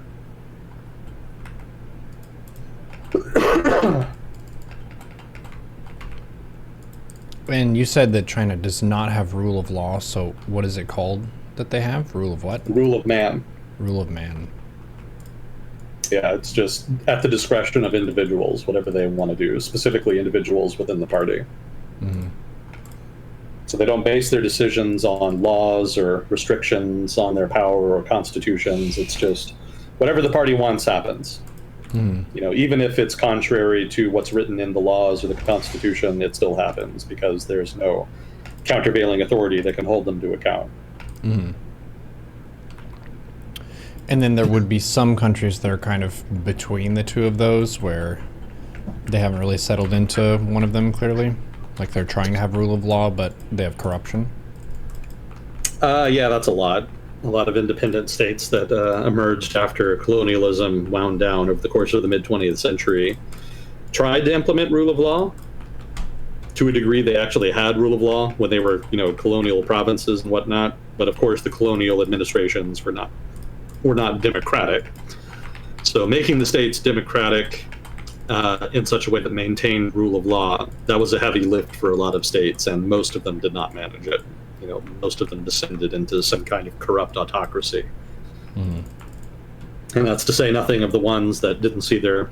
That's not to mention the states that were overthrown by military coups or revolutions of one kind or another. Mm-hmm.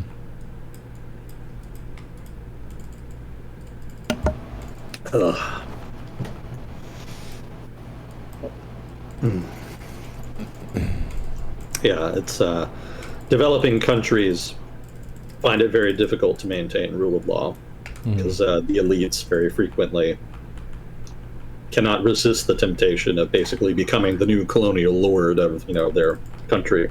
Yeah, there's a lot of money to be made exporting natural resources.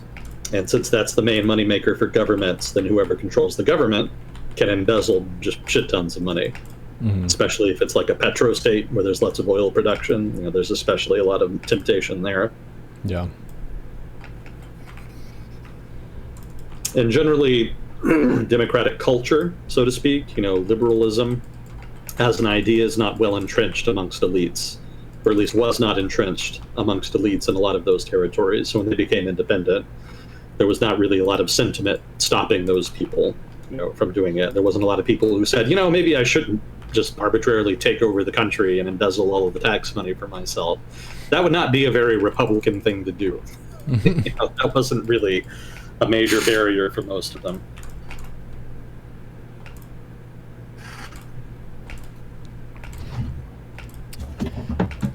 The chat is shocked at the people who want to make America great again don't want to go back to investing in education like they did before the 80s. Yeah, education is great, but that's not a panacea. For sure, invest in education, but it's not enough by itself. I think a lot of people in the United States, especially in the left, assume that if education were better, then there would be fewer Republicans, like less conservatism, and that's that's not true. You're going to be disappointed. Traditionalism does not evaporate just because there's more education, right? It's always going to be there. There's always going to be people that are attracted to that. Mm-hmm.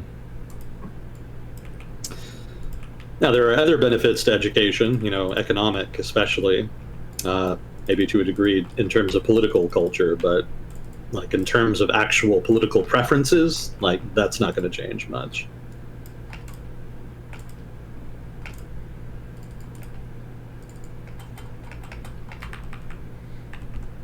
Yeah, I would also argue that for a lot of quips like that, it's more of a slogan than an actual plan that has any clear substance.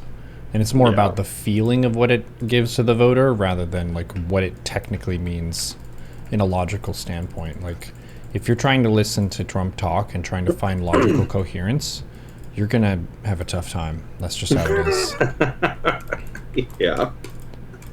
But the way that he makes people feel, he has enough charisma for riling up the American citizen that many American citizens are enamored with him and they think that he's the coolest leader of all time. So he's succeeding a certain type of check here, but it's not a logical policy-based kind of nerdy check. It's more so I can rile up the base. And I think that's one of the key elements of populism, or at least that type of leadership, is you've got to be able to rile the average person up, not just control like the networks of the powerful people. It's like getting the average citizen really enthusiastic about you. It takes a certain level of showmanship to do that you don't really have to do. I haven't really seen too many interviews of this person, but I guess the guy who's controlling, what's the puppet of Russia right now that's right next to Ukraine? Which one? They've got a couple. I think you're talking about Belarus. Yeah, Belarus. Lukashenko, yeah, he doesn't seem that charismatic to me, but he has control. He's actually much more charismatic than Putin. Ah. That's actually part of how he's managed to hold on to power so long. He's actually pretty good at managing his image. So Putin's not a persuasion check guy, he's an intimidation check because he has people who will hurt you. Well, he's charismatic because of his intimidation. That's popular with a lot of people in Russia. Mm-hmm. So he's pretty good at managing that. I'm not saying Putin is not charismatic. I'm saying Lukashenko is more charismatic. Mm-hmm. He's smarter about it. Lukashenko has very successfully painted himself as being this sort of honest, earnest farmer, because he actually cut his teeth as a manager of a collective farm in the Soviet Union. And so his image is very much cultivated around that. Like, he's a regular guy, he's close to the regular people, salt of the earth kind of dude. And none of that is true, right? You don't become a manager of a collective farm in the Soviet Union without being like knee deep in the bureaucratic political culture of the Soviet Union. But enough people believed in it that he was able to win the presidency in the early 90s, and he's been able to hold on to it since then. Mm-hmm. Not just because of authoritarianism, but also because of his ability to manage that image and cultivate his cult of personality in Belarus. Also money. Money helps. The pensioners in Belarus are relatively well paid for Eastern Europe, so that's a big plus for him. That's if your population is disproportionately older, then keeping pensioners well paid is definitely going to benefit you in terms of political popularity. Mm-hmm. And Belarus suffers demographically just like the rest of Eastern Europe does, in the sense that it's a declining population with an inverted pyramid, an inverted population pyramid, rather.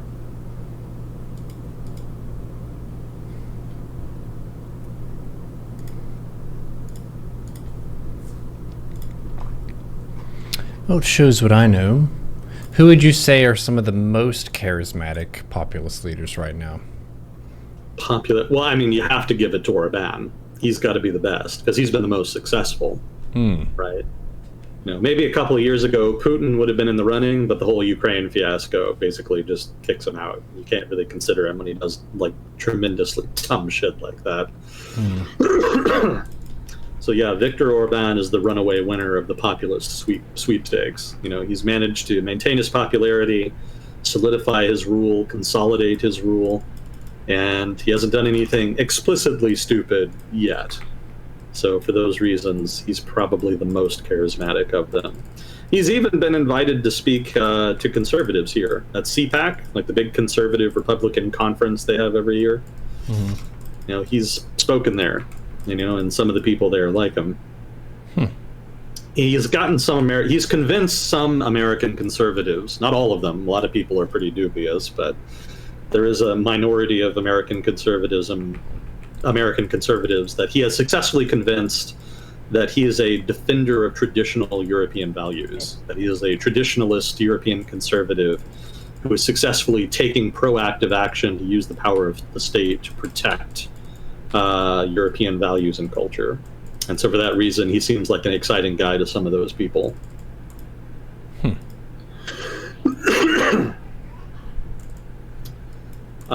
I guess a close second place would probably be Bukele in El Salvador.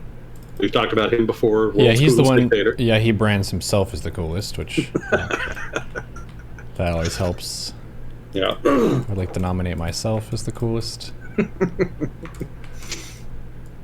Yeah, he hasn't.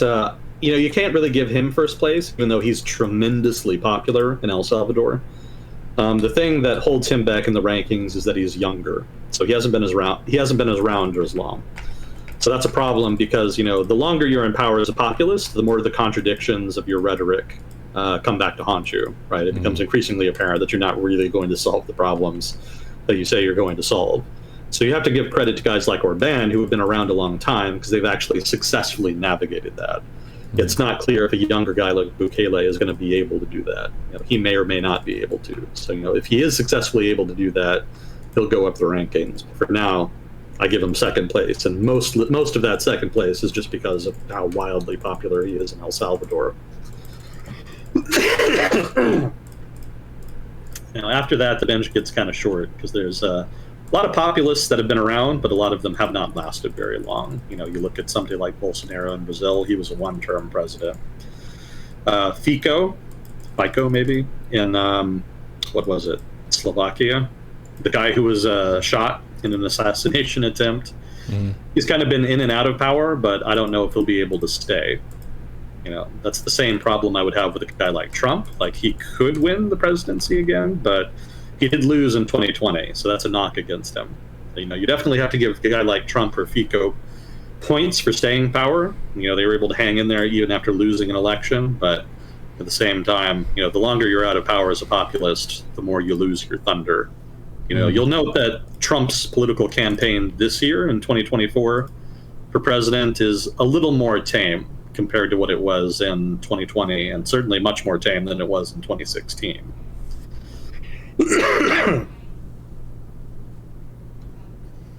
Gosh, who else? There's a bunch of others. You have to give points to Silvio Berlusconi, if only because he was like a sex fiend. He had his sex parties, which were ultimately his downfall from politics. But he's not really on the list because he's dead, right? The question specifically referenced, currently serving leaders, populist leaders.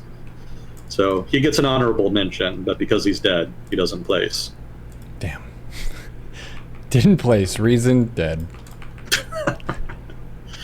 Yeah, if he was still alive, I would definitely have him on the list somewhere. Yeah, other people like Marine Le Pen have not actually been in power, so you can't really consider them. So, she gets points for being successful, and she's kind of on the verge of getting into power, but she's not there yet. And the opposition in France has been pretty successful at coordinating to make sure that doesn't happen. So until she gets into power, she's not going to rank very high. I think that's probably about it. I don't think Germany has a single populist. They have the alternative for Deutschland, the AfD, but I don't think there's any single figure in that party that can be said to be a populist. I mean, they're all populist to a degree, but none of them really have the cult of personality that like a true successful populist would have. Mm-hmm. Poland had Kaczynski for a while, but he wasn't as populist. He definitely had populist tendencies, but he's since lost power. So he's kind of more in the bottom tier on account of that. I'm not as familiar with like the Baltic states or the Balkans. Don't think they've had anybody who's just been around a really long time. But if I'm wrong, please do correct me. Let me know, chat. I'm not an expert in everything I talk about on here. More painfully obvious at sometimes than others. So if I ever say anything wrong, stupid, or biased, please do let me know. If I'm wrong, I want to know more than anybody. I don't read chat while we do this, but I will read it eventually, so I will see what you post. Always fun getting feedback, so participation is encouraged in that regard. Yep, and even if it's not a correction per se, if you're from a country that we talk about, it's always fun to get the first-hand perspective, because many of you read news in a different language from us, so it's kind of impossible for us to get the exact same report that you've gotten. Yeah, that's probably my biggest weakness as somebody who tries to follow world news, just not being able to read in another language. Like a lot of the stuff you read about the Ukraine conflict in the news is actually information gathered from reading Telegram posts. Have you ever heard of Telegram? Is that British? It's actually a Russian social media service. Oh. And it's almost entirely in Russian. So if you don't speak Russian, you're going to have a pretty hard time, gleaning it for information. Mm-hmm. But because Telegram is like one of the big sources for information on events on the ground in Ukraine, if you don't speak Russian, you're basically just locked out of that. Mm-hmm.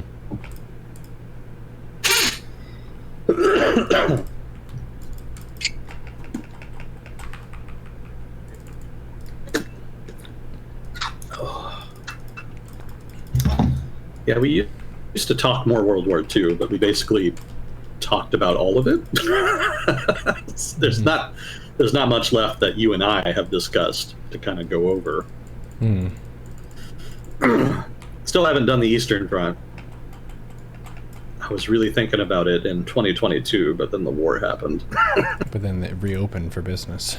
Yeah, the epilogue. I thought this was all over, but it wasn't. Yeah. Afraid so. Oh, did we talk about the prisoner swap last week? I don't think so. Okay. Yeah, that was a big item that I forgot about. Yeah, Russia and a gaggle of Western countries negotiated a big prisoner swap. It's the biggest since the Cold War, so it was pretty notable. Not really any strategic implications, but it's just a sign of the times that, there is a prisoner swap to be negotiated. That was not the case in the 90s or aughts, but at this point it is. So there were a number of Westerners who were being imprisoned in Russia who were released, as well as political dissidents in Russia who were part of the deal. They were exchanged for a number of Russian prisoners who were being held in the West. I think the biggest name among the Russians who were released was actually a Chechen guy who was responsible for assassinating somebody in Germany. And he had been arrested in Germany as an assassin, which is why it was a multi-party negotiation. It wasn't just the United States and Russia negotiating. The United States, for its part, actually doesn't have that many Russians in prison right now, so we didn't have a lot of leverage. But Germany and a couple other states actually did have a number arrested. And so the United States government successfully coordinated with them to be a part of a larger deal that would involve multiple countries.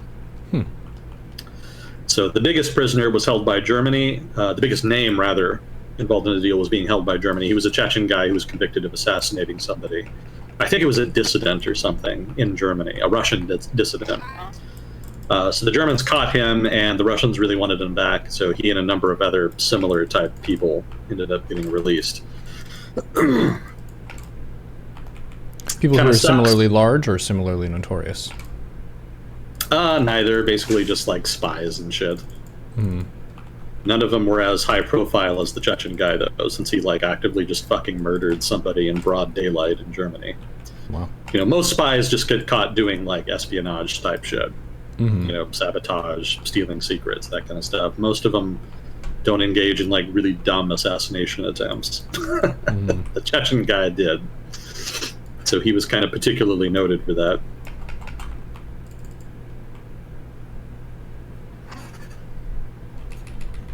But yeah, like I said, not really any broader implications there. Just a notable item.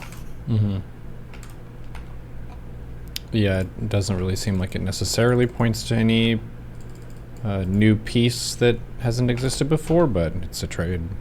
Yeah. And it just shows, I guess, in the grand scheme of things, how bad relations have gotten.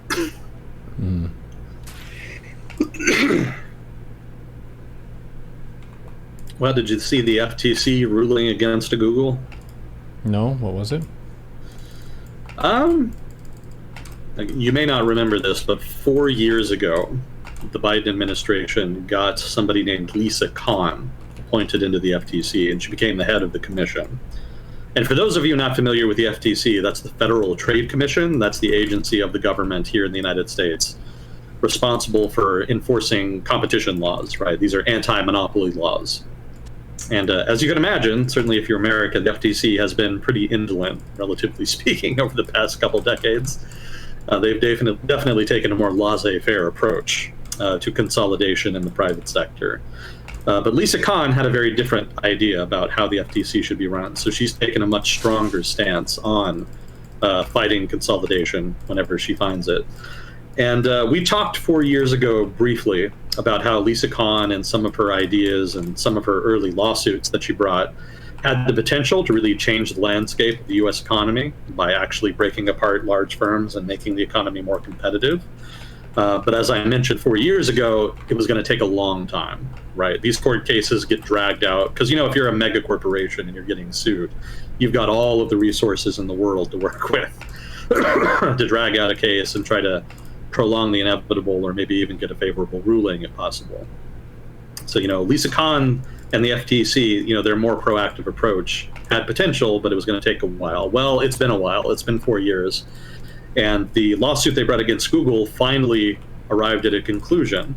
And the conclusion was that, yes, Google is a monopoly and that there needs to be, quote unquote, structural remedy.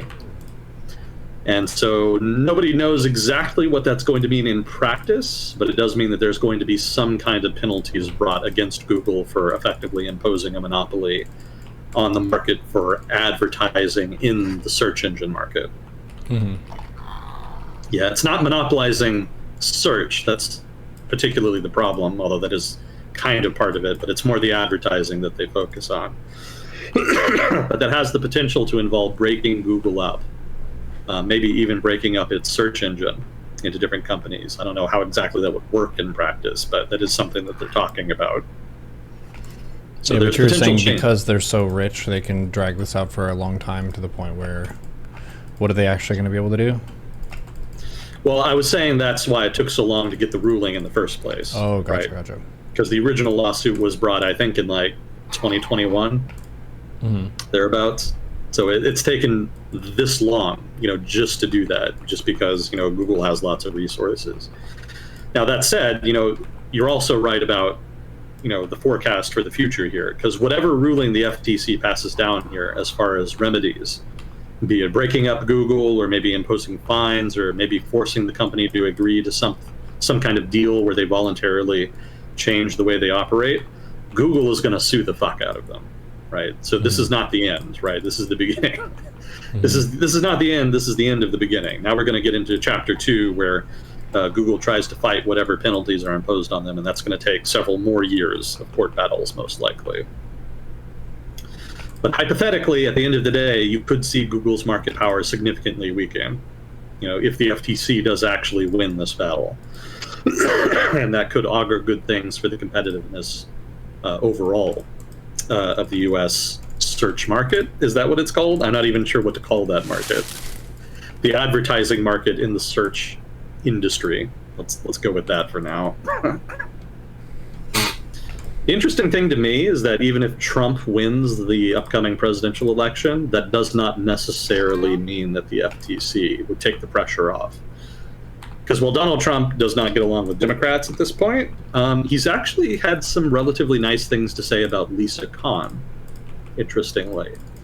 So it is hypothetically possible that if Trump wins, he may actually keep her in the FTC just because he likes what she's doing, especially to tech companies. Trump doesn't really get along with tech companies that much. So anybody who fucks with him is kind of on his good list. I see.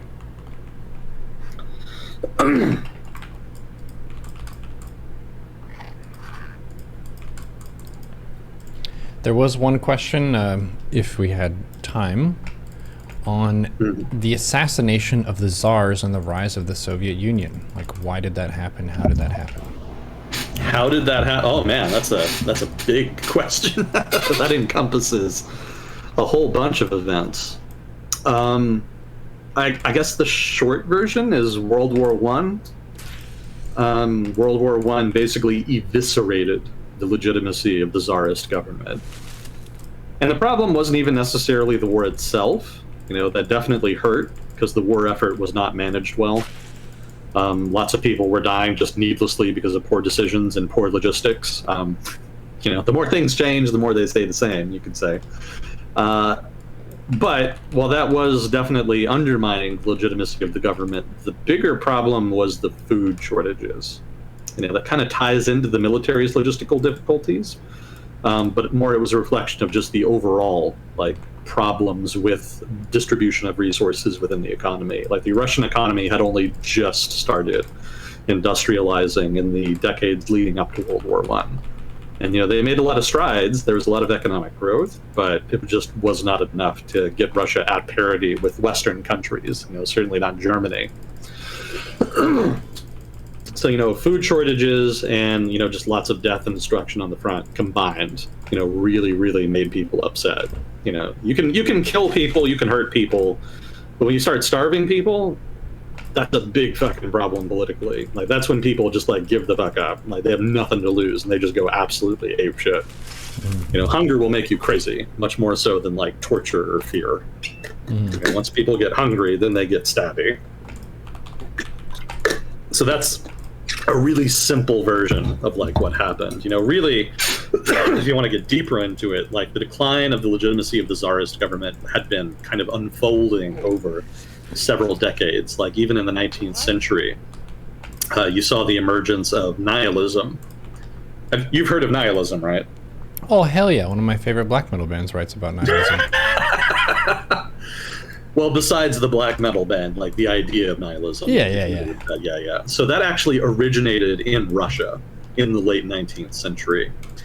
And it emerged as an idea and became popular because of the failures of liberals in Russia to successfully challenge the conservative Tsarist government and push them to implement liberal reforms. And people got to a point where they just lost faith and didn't think reform was even possible anymore. And they became increasingly radicalized as a result. So that radicalization kind of pushed people in Russia towards increasingly radical ideas. Not just communism, mind you, but Bolshevism. There's obviously Bolshevism is a strain of communism, but it's a particularly radical extremist form of communism. Even within Russia, there were multiple communist movements. Have you ever heard of the Mensheviks? No. So they were another communist group, similar to the Bolsheviks in that they were radical and wanted to overthrow the government. But they were less radical, and they thought that the revolutionary government that would follow the overthrow of the government needed to be some kind of dictatorship of the proletariat. The Mensheviks had a more democratic vision for what a workers' revolution would look like after the revolution. And then there were other less radical groups like the Democratic Socialists, Radical Socialists, what have you, different groups like that. There was a whole political spectrum on the left. And you had plenty of choices that were, revolutionary and wanted to change the government by force. But the Bolsheviks were in a league of their own. Compared to the other groups, they were way on the fringe of that political spectrum. They were basically the edge of that political spectrum. And they weren't looking especially threatening at first. Because maybe people don't know this, but a lot of people don't know this.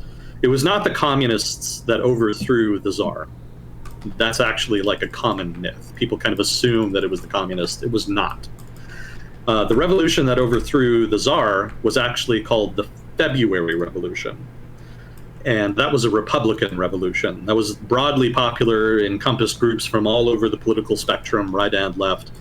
And it overthrew the government largely on the back of discontent over, again, not only the war, but just also endemic food shortages. People were literally starving. So that overthrew the Tsar, and that's when you get the Kerensky government. Kerensky was a lawyer and prominent politician, and he became the new president. I think he was interim president. I don't think they ever actually had an election.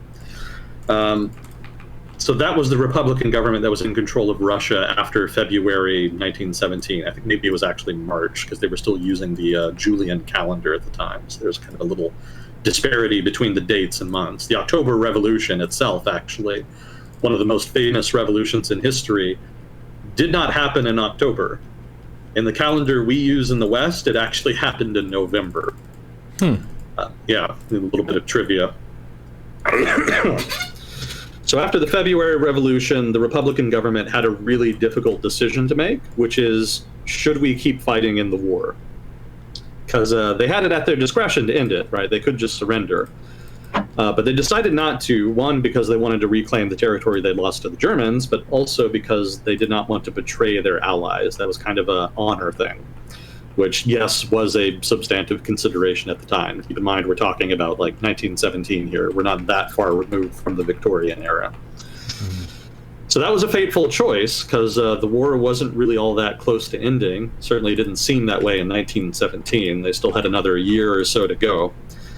And by the time, over the course of the subsequent 6-some months, the food situation didn't get any worse, and the situation on the front didn't get any better. All right, sorry, the other way around. The food situation and the situation on the front did not improve. Things only got worse. And that was a big problem for the revolutionary Republican government, because that gave a lot of credence to more radical elements in Russian politics that wanted more extreme solutions. And preeminent among them was the Bolsheviks. They noted that the Republican government was getting increasingly unpopular because it didn't want to end the war and because it couldn't solve the food shortages. And so the Bolsheviks came out and say, hey, we totally want to end the war. We totally can solve the food shortages. You should support us, because we're the only ones in Russian politics who are proposing to actually do that. Oh, by the way, we're not going to win any elections and do that. We're just going to violently overthrow the government and make it happen.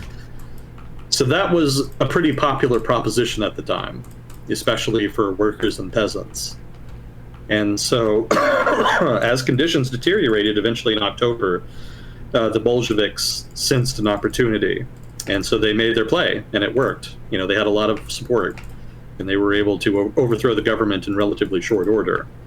Now, I say that with an asterisk, right? They were able to overthrow the government in short order. However, they were not able to establish a new government unchallenged. And this is actually where the Russian Civil War started.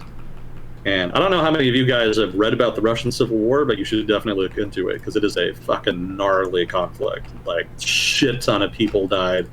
Crazy drama, like wild swings. Like, it was, as far as wars go, if you're a military historian, armchair general like I am, very interesting, like fascinating reading. So strong recommend there for those of you interested in that kind of subject matter.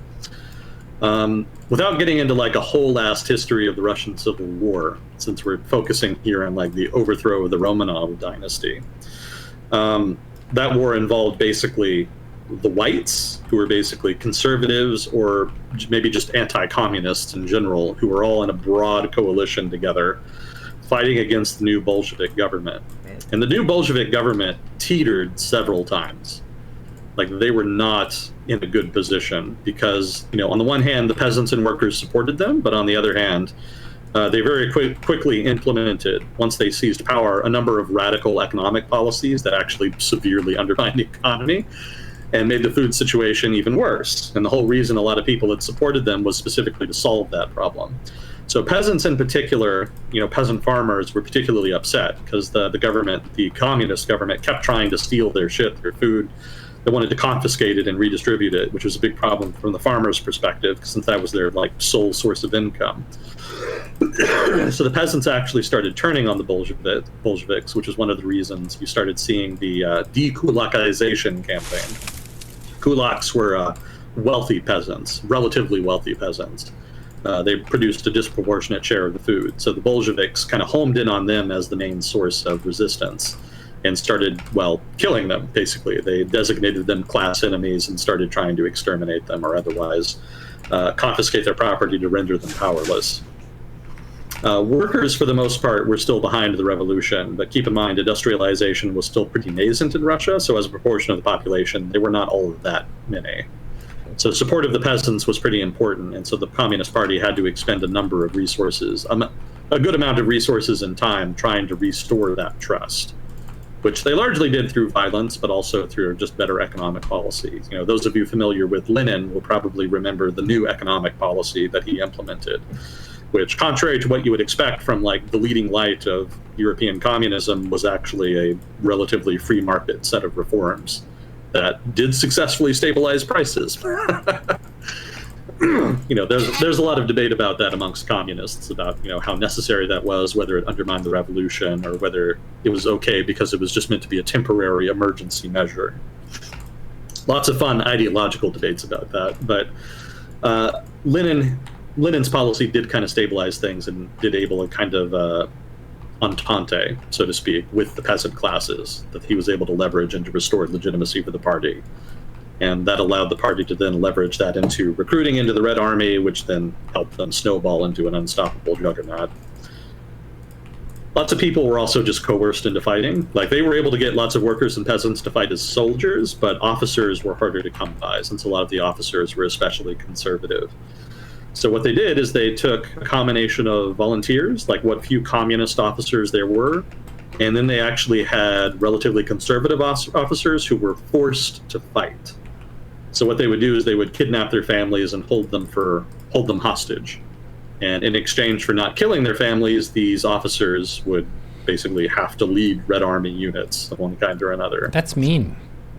So mean. Well, we're talking about Bolsheviks here. Keep in mind, again, they were like the extreme of the extreme. Like, when they seized power, they were nominally in a coalition with other groups like Mensheviks and radical socialists who were nominally of like mind, but even their presence was intolerable. They eventually, over the course of the Civil War, picked those parties apart and either co-opted their members or put them in prison. So yeah, the Bolsheviks were like extremists to the core. Like, they broke no dissent. They wanted total control. Totalitarianism was the only solution to them for what they believed to be conservatism, an almost unbeatable, entrenched strain of Russian conservatism that had been around for centuries. So kind of lawful evil brand. Yeah, basically. Gotcha. You could kind of think of it like that. Yeah, keep in mind, being a communist in early 20th century Europe was not like a super rational thing. Well, I should say being a Bolshevik, rather, was not a super rational thing. Like, a lot of them were damaged people in a lot of ways. It was not so much communism as brought to you by latter-day Jacobins as it was communism as brought to you by, what you would consider now Alex Jones-type conspiracy theorists. Okay. Bolsheviks tended to believe in, like, really weird fringe shit. One of their scientists was, like, a really fringe guy, and I think some of them didn't even believe in sampling. Like, statistical sampling was bourgeois, and so they didn't do it. Just weird shit like that. I feel like less extreme communists would not have been so weird about stuff like that.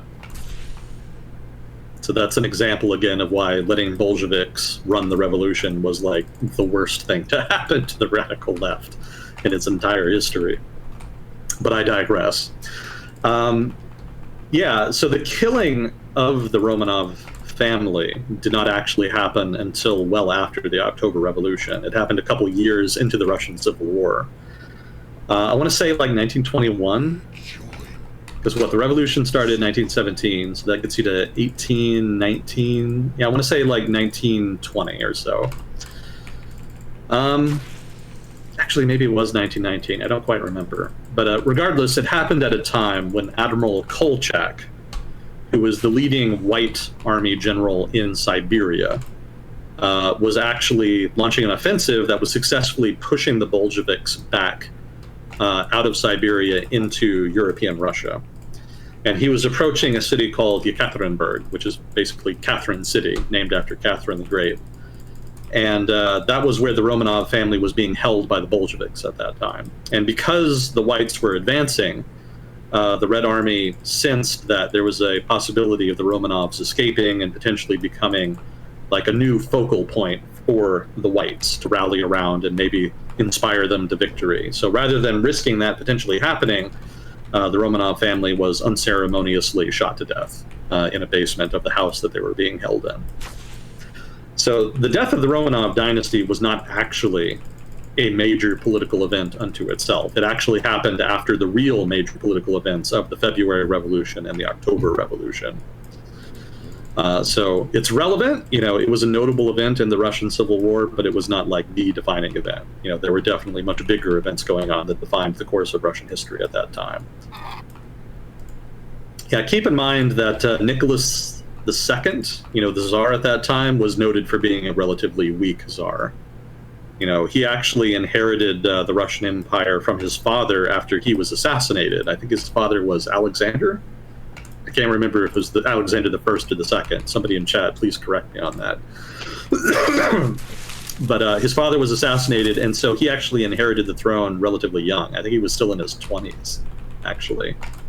Late 20s or so, but still, that's like a really young age to be inheriting a major empire. And he struggled with it. Like he was not really ready for the responsibilities as a head of state. And those problems just snowballed over time. And the big one, World War I, really stretched his leadership skills beyond their limit. At one point, he dismissed like the head of the Russian army, and he took control of it himself. And man, that was not the move. He wasn't able to really do any better. But the costs were much higher. Like if he just sat on his hands and just dismissed the army general and replaced the general with another general, that would have been way better, because then whatever happened at the front would be blamed on the new general. But as was, because he took charge himself, he got the blame for the deterioration at the front. And he was already in trouble with most of the people because of shit conditions at home, as well as just the general radicalization of Russian civil society. And he was also never really able to deal with his wife, because his wife was like the focus of a lot of rumor mongering by dissidents. His son famously was a hemophiliac doesn't sound right. His son had a disease where his blood would not clot. So if he got a cut, it would just bleed almost continuously. Mm-hmm. I don't remember the name of the condition, but I think you know what I mean, right? Hemophiliac is correct. Oh, hemophiliac was correct. Okay. Mm. So his wife was really concerned about that, obviously, as any parent would. And doctors at the time didn't really have good treatments for it. So what happened is that she found this mystic, who you've heard of before. That's Rasputin. Rasputin, Russia's greatest love machine. Yes. Same guy. So he was a mystic who just kind of ran around doing like dumb shit, like mystics do. And he managed to convince the Tsarist that he could heal her son. Not necessarily like cure the disease, but he somehow convinced her that he could stop him from bleeding, which again is like the big problem you have as a hemophiliac. And so that got him in her good graces. And the rumor was that basically they were like having sex. Like he was seducing the Tsarist and was getting disproportionate, undeserved influence over Russian public policy as a result. And probably none of that was true, but there were a whole bunch of salacious rumors that came out of that. Like, not just that he was having sex with the Tsarist, but also the Tsar's daughters. He had like 4 at that time, I think. So, it just like spun out. It was exactly what happened to the wife of Louis XIV back in the day. The guy that was killed during the French Revolution, his wife, Marie Antoinette, was also the subject of immense rumor mongering on the part of revolutionaries. Again, much of it very salacious. So same deal, and it just undermined the overall reputation of the royal family and the government by extension, and they just never got a hold of it. Like, they should have addressed it directly, and stamp down on it, but they just never did. Like, again, the government just did not know what it was doing. Like, Nicholas II was just well beyond his capacity. So mistake compounded on mistake over time, and eventually it led directly to the February Revolution. But by the time the October Revolution happened, the royal family was already out of the picture. You know, they were already just bit players. They didn't really matter anymore at that point. And Nicholas II just had no idea how to respond to all of it. He just felt very depressed because he felt like he'd lost the empire in the February Revolution, not the October Revolution. And mostly he was pretty content to just sit on his hands. He was actually invited at one point by his cousin to travel to Britain, because the king of Britain at that time was related to both the king of Germany and Russia by blood. They were cousins. They'd all been basically children and grandchildren of Queen Victoria from England. And yeah, the invitation was open. You know, he could have left Russia, but he ultimately decided to stay. And, you know, that was ultimately like his big mistake, you know, the fatal mistake that he made.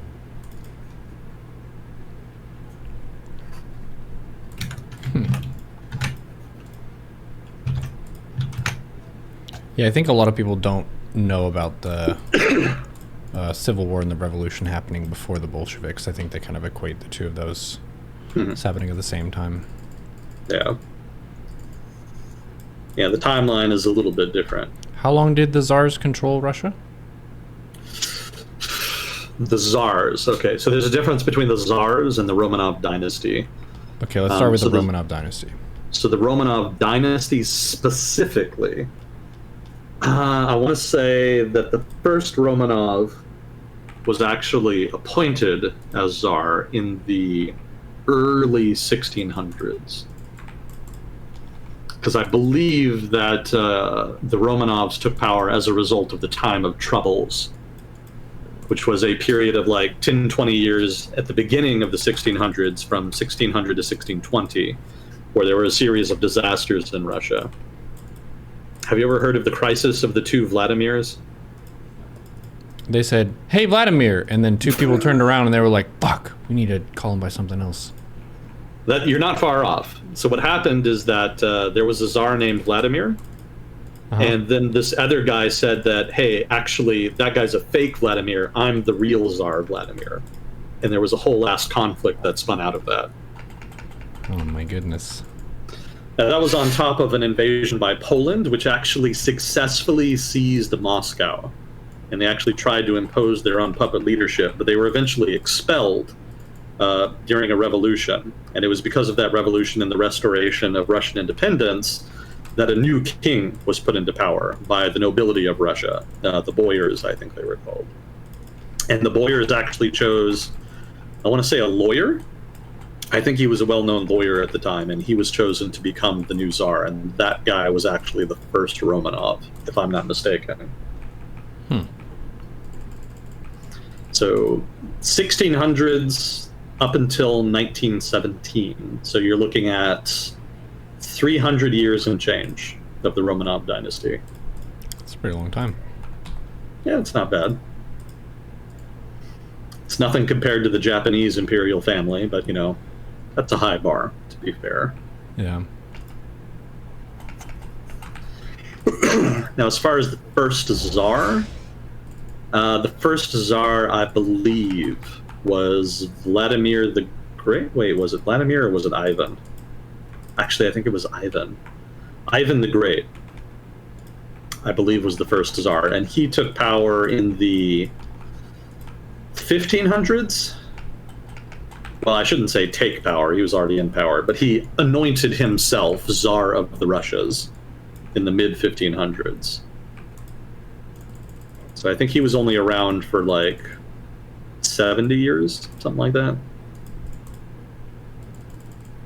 Not too long. His son, I believe, was Ivan the Terrible, who was batshit insane. He was actually known for being a pretty chill Tsar, who did pretty good with like reforms and managing the country's affairs, and then when he got older, something happened and he kind of snapped. You know, it must have been like some kind of neural condition of some kind, but regardless, he just became like really angry and paranoid, and at one point he actually killed his son in a rage. There's actually a famous painting of that. Damn, what the hell? And, huh? Damn, what the hell? Yeah, it was bad, because that was his heir.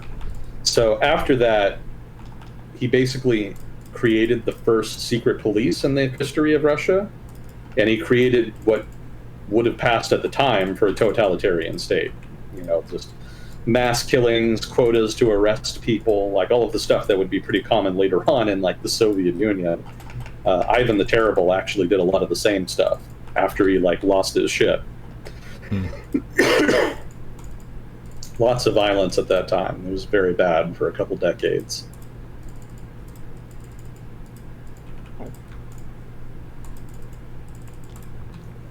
But yeah, his father, Ivan the Great, I think was the first. I think he declared himself Tsar after conquering both the Khanate of Kazan and the Khanate of Astrakhan. Astrakhan is actually located where the Volga River meets the Caspian Sea. So the Volga River actually had been, before Russia conquered it, a center of Turkish culture. It was actually the center of what were called Tatars at the time. And they were a Muslim Turkish people who lived along the Volga, as well as much of Central Asia. Well, not Central Asia per se, but, you know, Siberia, that sort of northern Central Asia region. And, yeah, I believe Ivan the Great, the guy who would become Ivan the Great anyway, successfully conquered the Khanate of Kazan, which was to the east of Moscow, and was in the upper reaches of the Volga. And then they just moved down the Volga until they reached Astrakhan. And once he'd conquered all of that, then he declared Russia an empire, and that he was the emperor of it. Yeah, a little side note there. The Khanate of Kazan is centered around the city of Kazan on the Volga, and it actually still exists, and it actually still has a substantive Muslim population. I think it's like 40% or so of the population that are actually not only Muslim, they're also ethnically Tatar. So they're sort of an ethnic Turkish people that still predominates there. Obviously, everybody speaks Russian, but nominally, Tatar language and whatnot has equal standing within the actual province.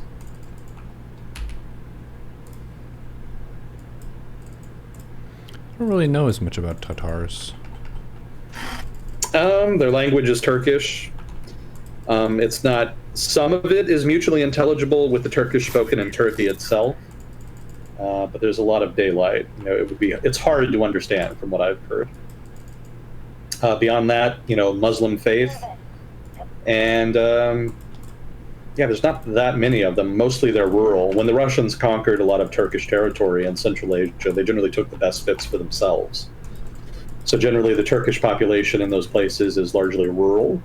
Kazan is kind of an exception because the city of Kazan itself actually was already pretty large by the time the Russians conquered it. And the ethnic Tatars have managed to maintain a pretty strong presence there, such that there's still a notable cultural presence there. You know, Russian is still like the dominant culture, and there's lots of ethnic Russians there, but ethnic Tatars are much more common in Kazan than they are in like other autonomous republics where there's nominally separate Turkish minorities existent.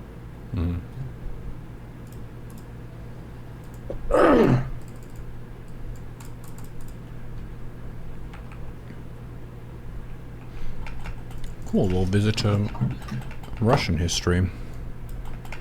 Yeah, if you look at a map of autonomous republics within Russia, autonomous republics are like the nominally autonomous provinces of Russia. They pretty much correspond exactly with the provinces where there's a large ethnic minority population. But in a lot of those, the ethnic minority is like no more than maybe a third of the population. You know, they're generally pretty heavily outnumbered by the Russians. But there's a couple of exceptions. One of them is Tuva, which is way out in like far eastern Russia. Most of the ethnic minority there are Mongol in nature. But the other exception is Tatarstan, which is where Kazan is.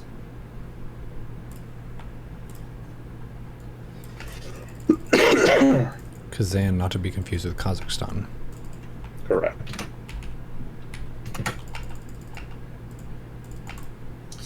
Yeah, Kazakhstan was a little different. Like Kazan is had been basically a trading city.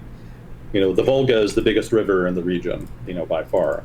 So there was lots of trade that moved up and down the river, and there were a number of trading cities that emerged on account of it. So Kazan was one of those wealthy trading cities that emerged. Kazakhstan, by contrast, doesn't have any major rivers running through it, other than the Abu Darya, I think. It's one of the two big rivers in Central Asia. It constitutes their southwestern border with Uzbekistan. But beyond that, they haven't historically had a lot of rivers. In fact, the Kazakh people, as an ethnic group, have historically just been nomadic peoples who lived on the steppe. They have not been really farmers who live off of the land along the Abu Darya. So very, similar in terms of their language and their religious faith with the Kazan people, the Tatars, but their lifestyle and customs are very different. Yeah, you can think of the Tatars as being much more urban, basically. Mm-hmm.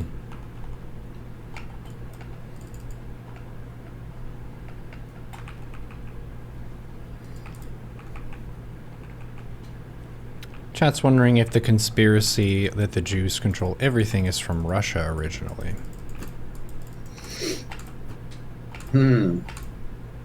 I mean, wait, the conspiracy that the Jews control Russia specifically?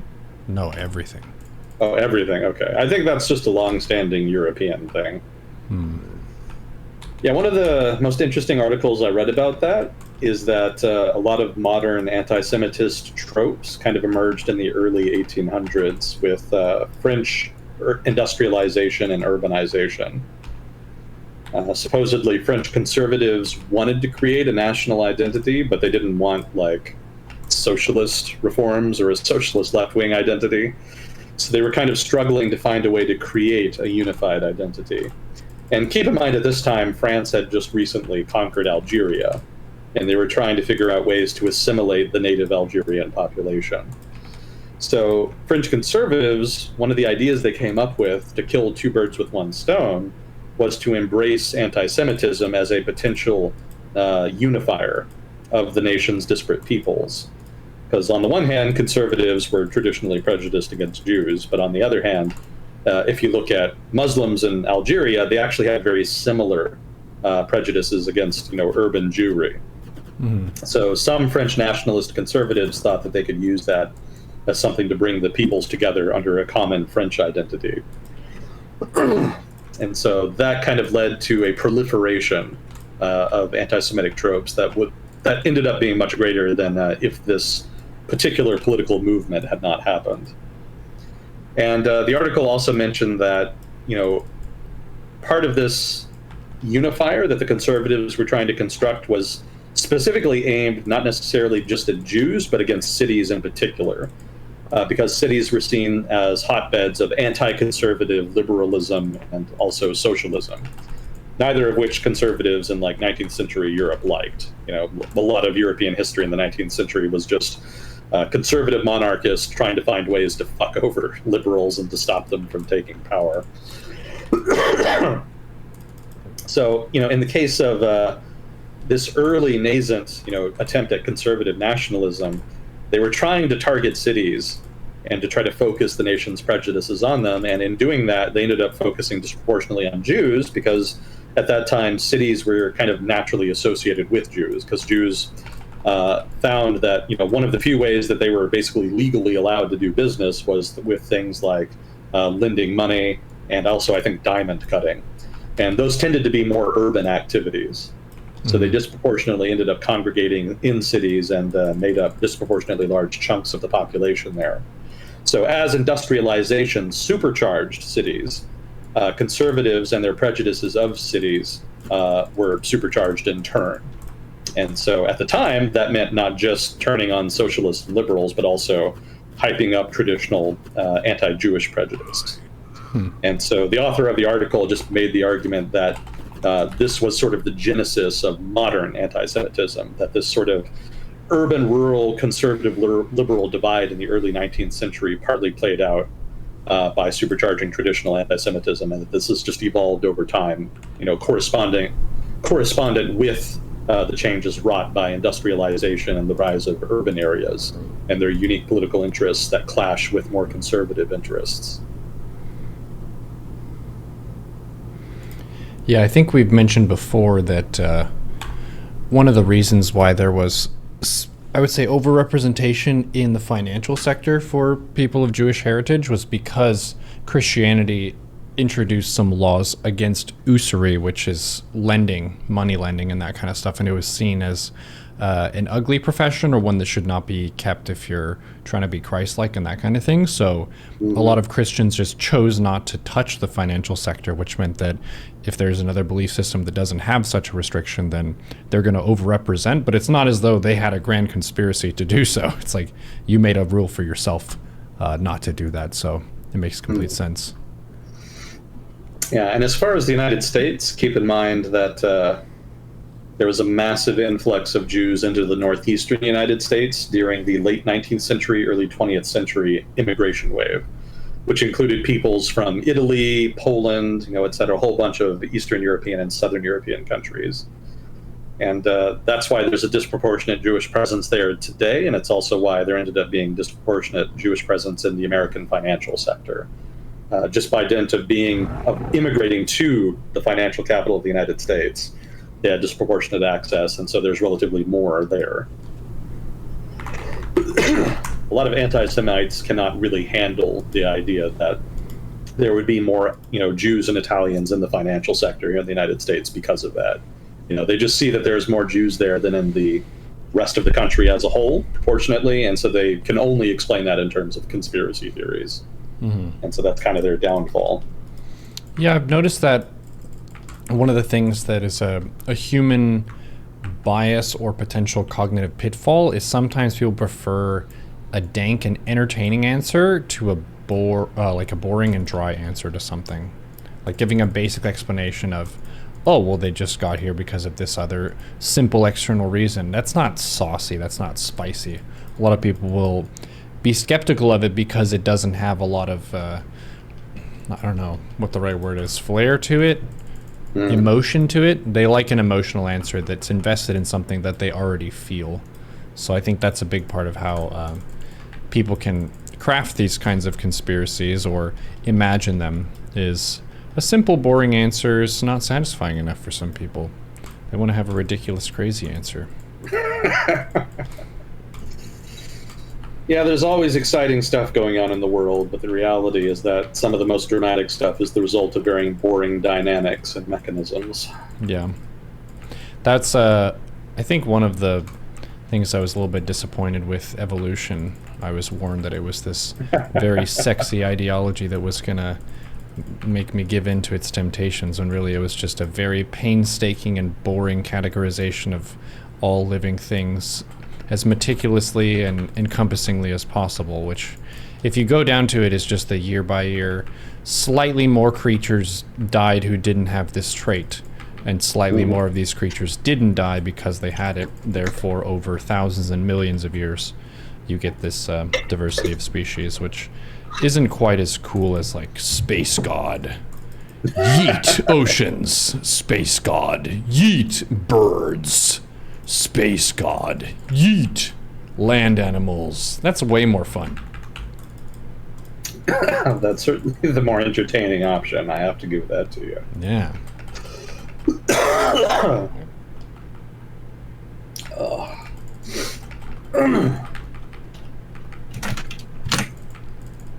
Let's see. That's pretty much most of what I had for today. Cool. So did we have any more questions? I don't think I saw any. Chat, feel free to let me know. Otherwise, we could chip in some cheeky Baldur's Gate. I did play more They Are Billions over the past week. Nice. That's a fun game when it's not making me pull my hair out. Mm-hmm.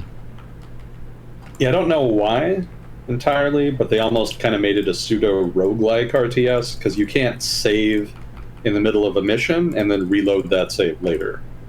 Huh. You have to play through the whole mission, even if you know you're going to fail, and then if you fail, you just have to restart from the beginning. Like, they don't let you go back to the point of failure and correct the mistake. Interesting. Yeah, I think you've only played survival mode thus far. Yeah, correct. Yeah, so that's like the opposite of me. I have not played survival mode yet, but I have played the campaign mode through 2 playthroughs. And it can be very frustrating, especially if you do fine right up until the last wave, and then something goes wrong in that last wave, and then you've got to start the whole thing over, and it's like, oh god. Yep. I haven't had that problem too much, but it did happen to me the other day. I was in one of the later campaign missions, and have you ever heard of mutants? Yeah, like Wolverine. Well, yeah. that is a type of mutants. Yeah, I mean that's a specific type of unit in the game. Oh, I see. I don't know if you've encountered them yet, but they're very powerful. And yeah, I kind of knew from experience that in the campaign missions where they introduce a new enemy unit and have it be like the main unit on the map, that the final wave is just those units. Mm-hmm. But for some reason in this campaign mission, I didn't think they would do that with the mutants because they seemed too powerful. But then they did. That was the final wave, was nothing but mutants. Wow. And I got fucked bad. Damn. And you know what the hell of it was? Only one of my walls, to the south was breached. And I was actually really close to containing the breach, because I had a mobile reserve army of soldiers that were ready, like specifically for that purpose. Mm-hmm. And I sent them down there, and I thought I killed them all. But there was one like sliver of land on the southern part of a lake that led directly to the interior of my base, and a couple of them snuck in there without me seeing, and I didn't realize it until they'd already broken through the walls there and infiltrated all my fucking houses. And you know how it is when your houses go, right? That's it.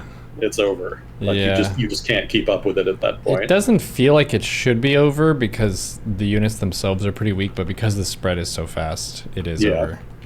Yeah. So that was my downfall. Like, if I had caught them going in that direction, I could have contained it. So I was really close, but didn't happen. Didn't happen. So I had to do the whole thing over again. And the second time I did it, double layer defenses everywhere. Everything I'd done in the first attempt, just more, basically. And that did the trick. Overcorrect for next time. Oh, yeah. I can respect it.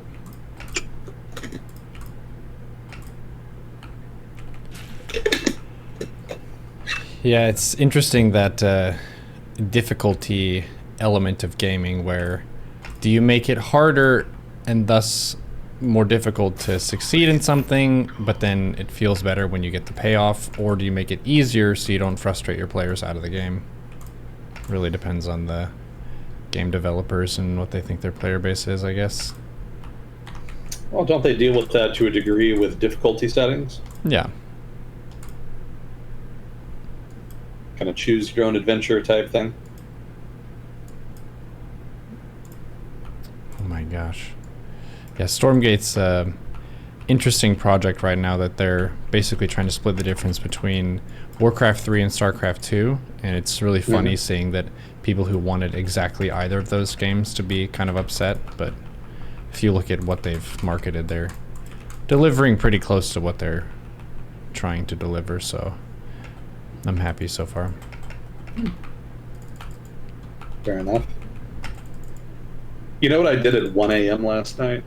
I actually, I've got a big library of games I haven't played yet, just because of Humble Bundle back in the day. So I have a big backlog. And last night, I got a hair up my ass, and I actually decided to run BattleTech for the first time. Oh. Yeah, it's always looked interesting. I just had never gotten it, for one. I think I eventually did get it because there was a sale where it was on sale for like 90%. So I was like, $2, okay. Surely that should be low enough for me to gamble on it. Mm-hmm. So I played it for the first time, and gosh, it's been on my to-do list for like years now. Didn't play very much because I started really late, but I did find it kind of interesting. you know how it is with a new game, right? You got to go through like the tutorial and the whole Yep. rigmarole of learning the mechanics. So I'm kind of still in the middle of that. But mechs have always been fun. Yep. It's nice to play a game with technology in it. Yeah. Been playing a lot of Magic stuff lately. Yeah, Mech Warrior was one of my favorites back in the day. Mech Warrior 2. That was cool. Did you ever play Mech Commander? I don't think so. What's the difference with that one? That's actually an RTS. Mm. Yeah, and it's a really well-made one. I strongly recommend you give that a shot if you ever have the time and inclination. Very cool game. Well made for its day. Lots of FMVs. When was it made? I was like 98. It's an old one. Huh. You can probably get it for pretty cheap now, I bet. Let me see.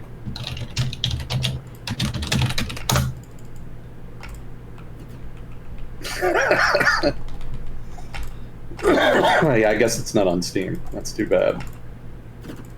I probably still got my CD somewhere. I have no idea where, though. Yeah, it was just really fun.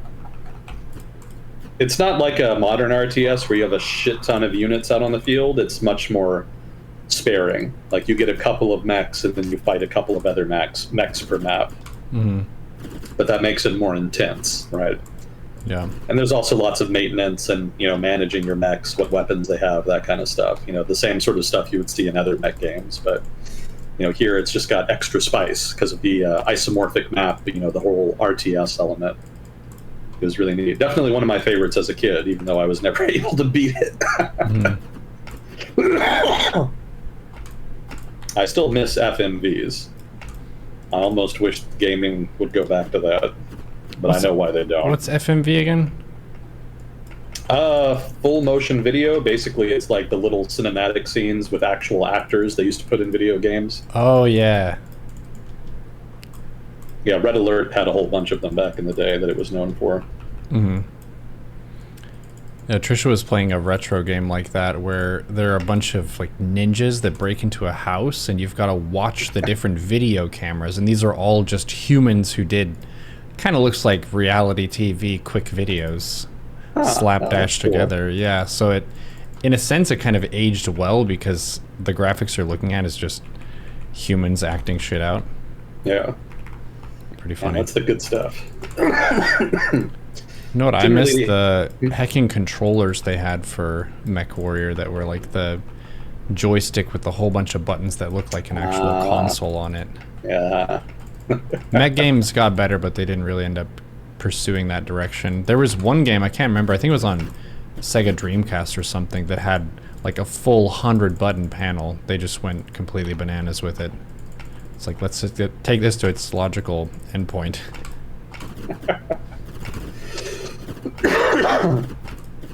Yeah, I've always wondered about how cool it would be to have a joystick set up, but man, that stuff is expensive.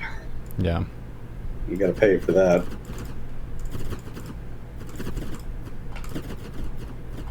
I think I used to have a Sidewinder joystick way back in the day for a while. It always seemed to have compatibility issues, though.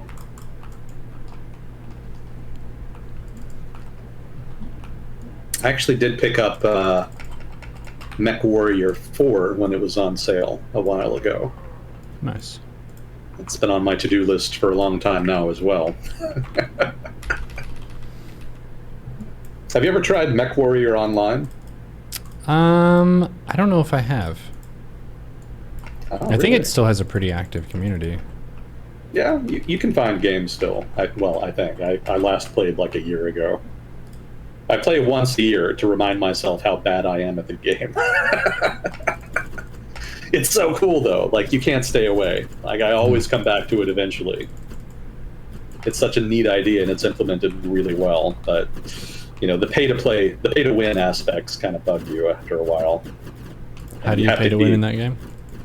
Oh, they've got a bunch of, like, technologies and weapons and stuff that you can only get by paying for them. Oh, yeah. It's not too bad overall. You know, there's other things, too, that allow your mech to be faster and to swivel faster and to do stuff like that. Just make it more maneuverable, but it is a little annoying, like that the full potential of your mech is kind of paywalled from you. But overall, it's still pretty cool. Yeah, if you ever give it a try, let me know. I'd be happy to join your team and be your cannon fodder. It's pretty much all I'm good for. I will go in the front and die first. That's generally what I end up doing. I should probably try something other than a glass cannon build, though. That's my fault, really. I keep thinking, okay, I'll have a relatively weakly defended mech, but I'll hit hard. But the trouble with that is that only works if you're really good at positioning, and I'm not good enough at the game to make that work. So I really should switch to something more survivable.